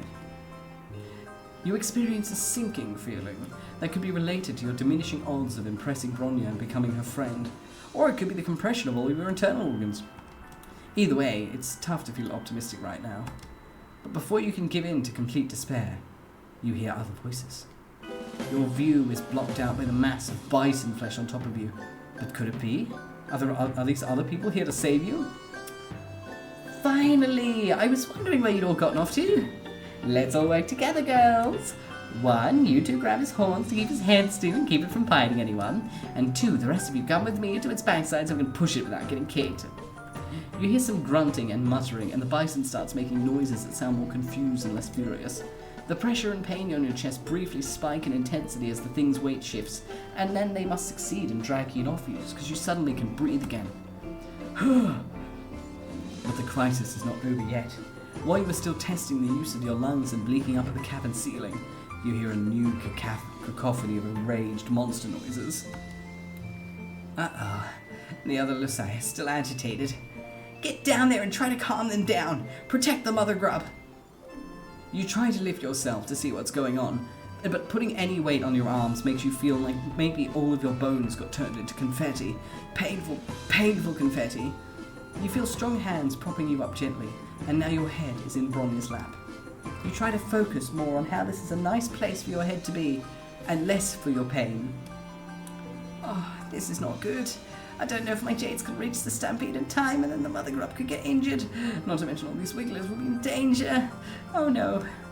You didn't think the situation could get any worse, but now you see several of the Imperial drones have been about to leave the cabin are turning back, drawn by all the noise and chaos. Maybe this could be a good thing. Maybe they can instill some order. Fuck! They're gonna kill everyone! She scrambles to her feet, and in the process letting your head whack down on the cabin floor. Your vision swims, but you can still make out the drones firing indiscriminately at the Lusai, at the grubs and the wigglers, and at the jade bloods. As one laser beam skims the side of the mother grub's massive midsection, and her scream is so loud that the ceiling shakes and a few stalactites shake loose, falling on drones and Lusai and wigglers alike. It's a total catastrophe. A whole rainbow worth of troll, wiggler and Lusa's blood is splattering the cabin walls.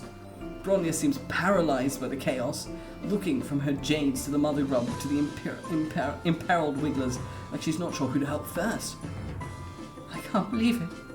This is the worst disaster we've ever had down here. Not because I thought I could sit back and let someone else be responsible for us. I were a less secure person. I could let this moment plant a seed of self-doubt in my mind about my ability to take care of others and do my job well. Or I could chalk it up to you being really fucking stupid.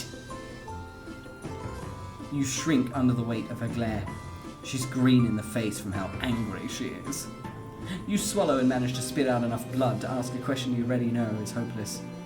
Does this mean you can't be friends? Are you serious right now? I do not want to make friends with anyone who recklessly endangers the trolls and wigglers under my care.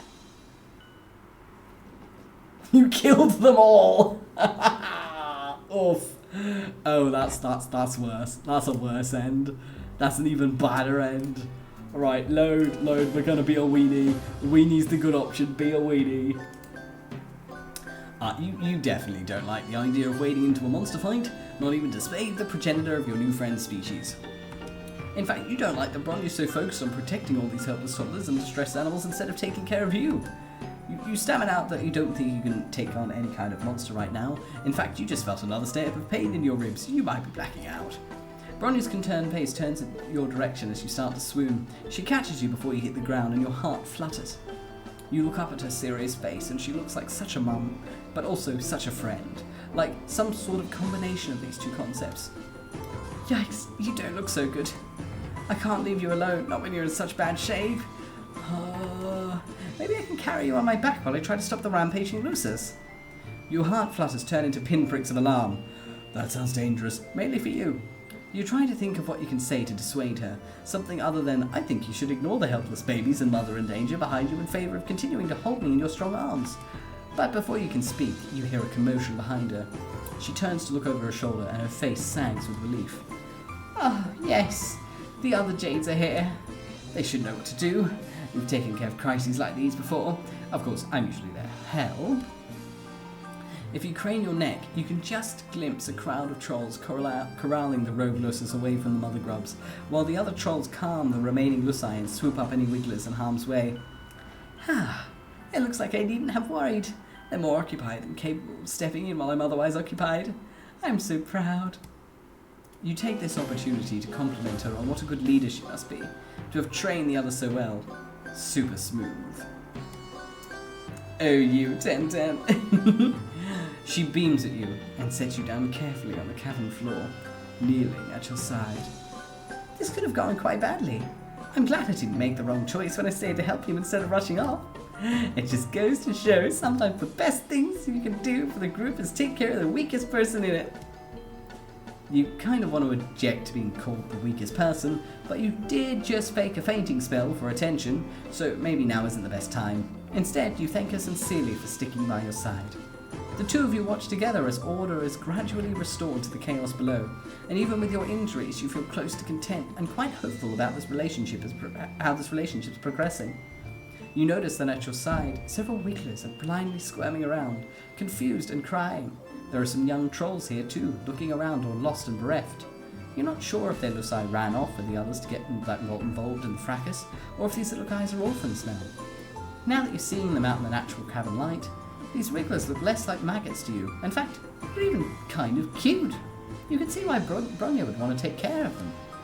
One of the smallest wigglers closest to you has somehow flipped himself over onto his back and seems unable to right himself, his little leggies waving in the air when he cries.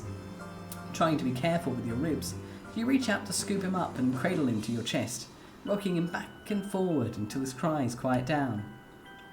Wow, you have a very strong nurturing instinct. I think he likes you. You almost look like you could be his Lucis.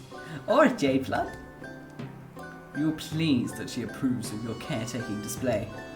The wiggler's cough breaks through your haze of smug satisfaction, and when you look down, you realise he seems to be having some trouble breathing.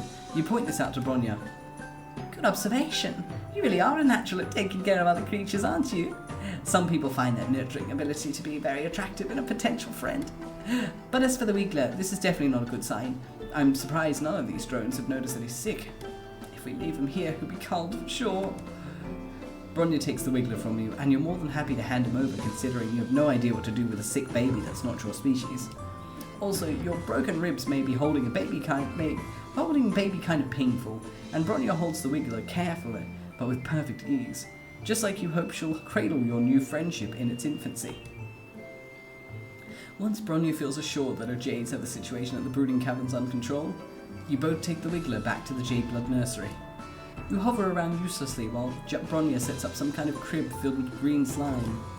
You're a little concerned when she takes the wiggler and submerges him under the slime, because, he was already having trouble breathing. Surely drowning in slime won't help. The supper should help strengthen his bellow sacs and soothe the sorrow shoot. When he gets healthy again, I'll take him back to the cavern and set him free to make his cocoon and pupate. Oh, but he's so small. It's unlikely he'll survive the trials or be selected by a Lucis. You hate to see Bronya looking sad. You try to be sympathetic and mentioning your astute observation that this whole system set up with the Wigglers and the trials and the culling seems pretty brutal. What? Oh no, I would never suggest. It's just the way that the world works. It's fine. The trials are how young trolls prove they're strong enough to survive. It's only right for the weak to be cold. That's the purpose of Jade Bloods, to ensure the continuation of our species and consequently the hemo spectrum. 1, we are not revolutionaries. 2, we are meant to do our jobs and keep our heads down and keep things running smoothly. And 3, I would never presume to question the basic tenets of the Altenian society. That would bring negative attention from the High Bloods, and I just want to keep my jade safe. You look around the nursery, and all of the injured or underdeveloped wrigglers that Bronda was apparently supposed to let die. You think it might not be true, that she doesn't question the way her world works. She's looking at you like she's scared you'll call her on it and expose her altruistic tendencies. You try to salvage this conversation thread. Did you say that calling wigglers sounded brutal? You meant neutral. Yes, you feel 100% neutral on this topic, neither committed to the culling side of things nor eager to take up arms in revolution. Yes, neutral is exactly how I feel about it as well. What a good word to describe exactly how I feel about all the controversial political subjects. Did I mention that keeping this nursery isn't technically illegal? Because it isn't technically. There's no reason for any of Triss's drones to come investigating our hive, and if any drones do come knocking, we have nothing to hide. No borderline revolutionary ideas will be tolerated within these walls. Bronya laughs nervously and looks around the room, like she's making sure that any Imperial drones hiding in here heard her announcement. You feel bad for her how nervous she is. You didn't mean to freak her out. You tell her that she sounds super convincing, and why shouldn't she? Because she's clearly telling the truth. If you were an Imperial drone, you would definitely be satisfied right now with her clearly law-abiding and neutral ways. Thank you. That means a lot. You cast about for something to change the subject, and mention that your ribs are feeling a bit better. Bronya's face brightens, and she lifts up your arm gently so she can touch the injured part of your torso, examining it in a typically responsible and authoritative way. You shiver and wonder if her touch has healing properties. I'm glad to hear that. After all, I don't like it when my friends suffer. Your heart leaps. You look up, scarcely allowing yourself to hope. Could it be?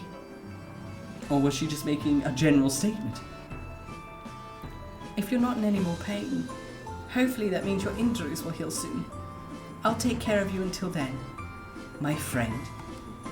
You're overcome. Your eyes fill with tears. Bronya smiles at you and squeezes your hand. Victory! We only murdered all the babies twice. Oh my god.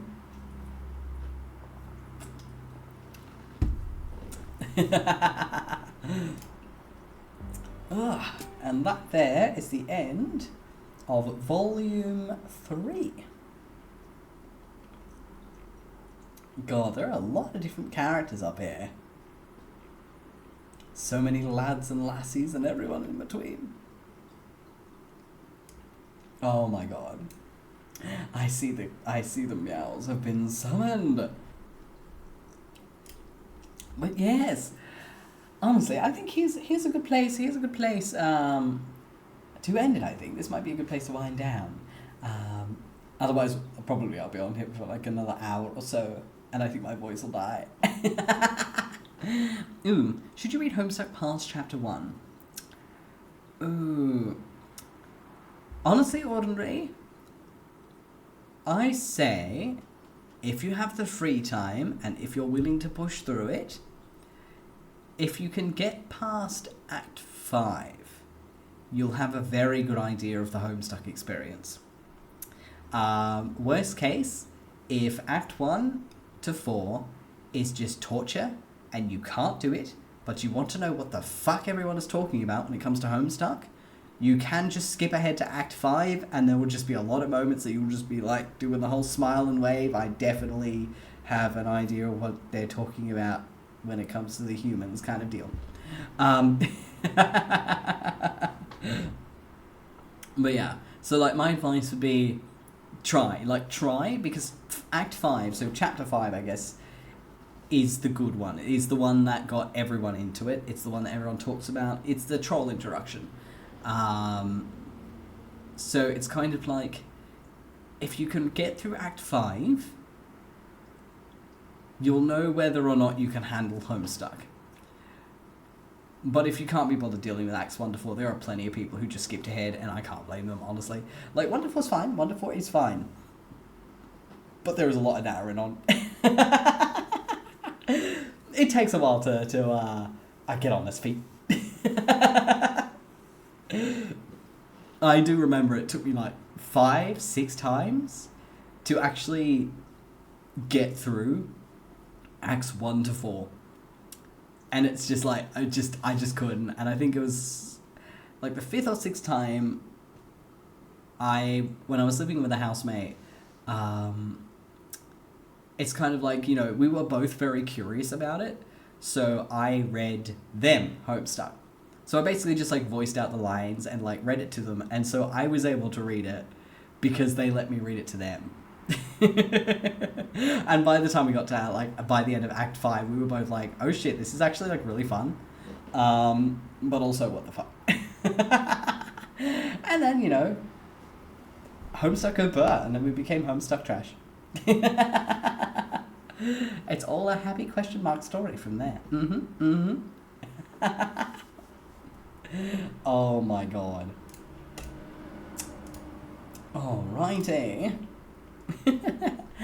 Oh, thank you so much for the follow, Ordinary Clover OC. I appreciate it. Thank you. And officially, welcome to the Uncanny Valley, dear friend. But yes, I believe I think here is a good place to let it go for tonight, I believe.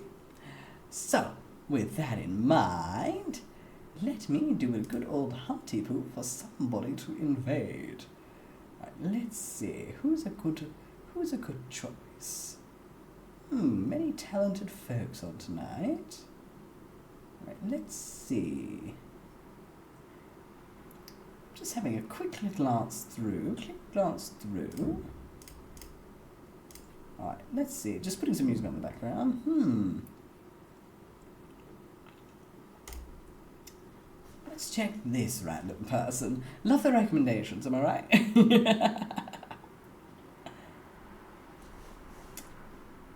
Okay.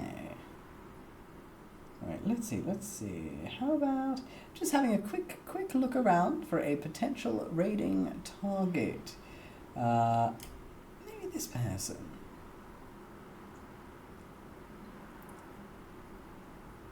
Ooh. Let's see.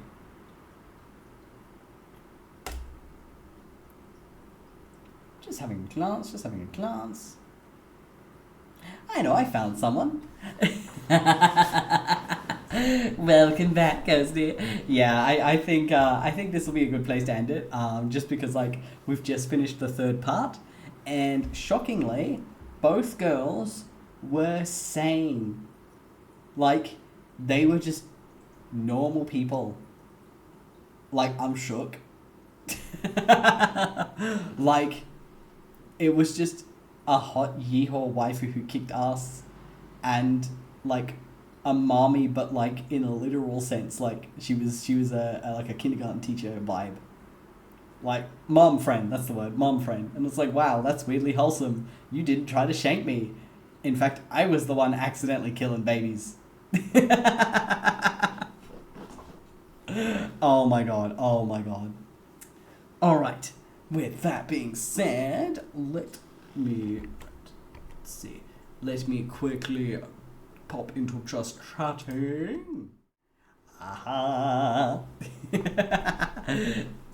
What can I say? The scuff occurs when the scuff occurs, dear friend. Let's just say our ass came back for vengeance and took a child out with it. We fell on a baby and it perished. Alrighty. Alright, so we found someone to raid. So with that being said, thank you guys so much for joining me tonight. I had a rather fun time giving this game a good old crack. I think this was quite fun, and it was entertaining in like the most like bruh what the fuck kind of way. Like, it is a very unique visual novel, and honestly, I enjoyed it. Maybe one day I'll continue it, honestly.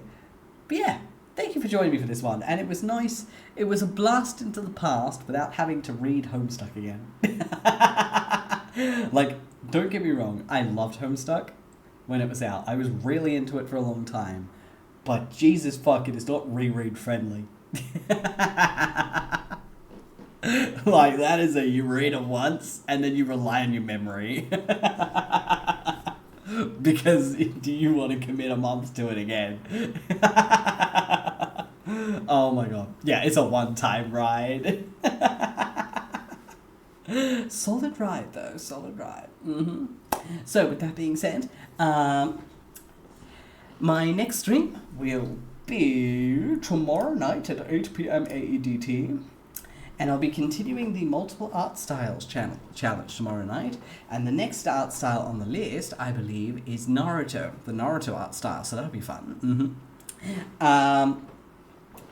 So yes, it'll be 8 PM AEDT, so whatever the time is now, minus 3.5 hours. If you would like to see my stream schedule, it is available over in my Discord and over on my Twitter/X. I always pin it on my Twitter, and I always put it in stream schedules in my Discord if you want to have a look. And yes, what else? Oh yes, I also make little videos on TikTok and YouTube if you ever want to pop a squiz if you're bored. And yeah, so with that being said, let's set up this raid. There we go. Alright, the raid has been created. Alright, and we'll move into stream ended. Yes. Alrighty. Alright, we are raiding the artist Orobo, and it looks like I think he's working on a model, or just a full body commission. Regardless, it looks really, really good so far. And let's be honest, we gotta love artist content. But yes, the raid message has now been posted. Thank you so much, 𝐄𝐍𝐕𝐓𝐮𝐞𝐫, I appreciate you. And of course, with that being said, thank you guys once again so much for joining me. I had a wonderful evening, morning, noon, or night hanging out with you guys. And may everyone have sweet dreams from here on out. Night, night, and raiding in 3, 2,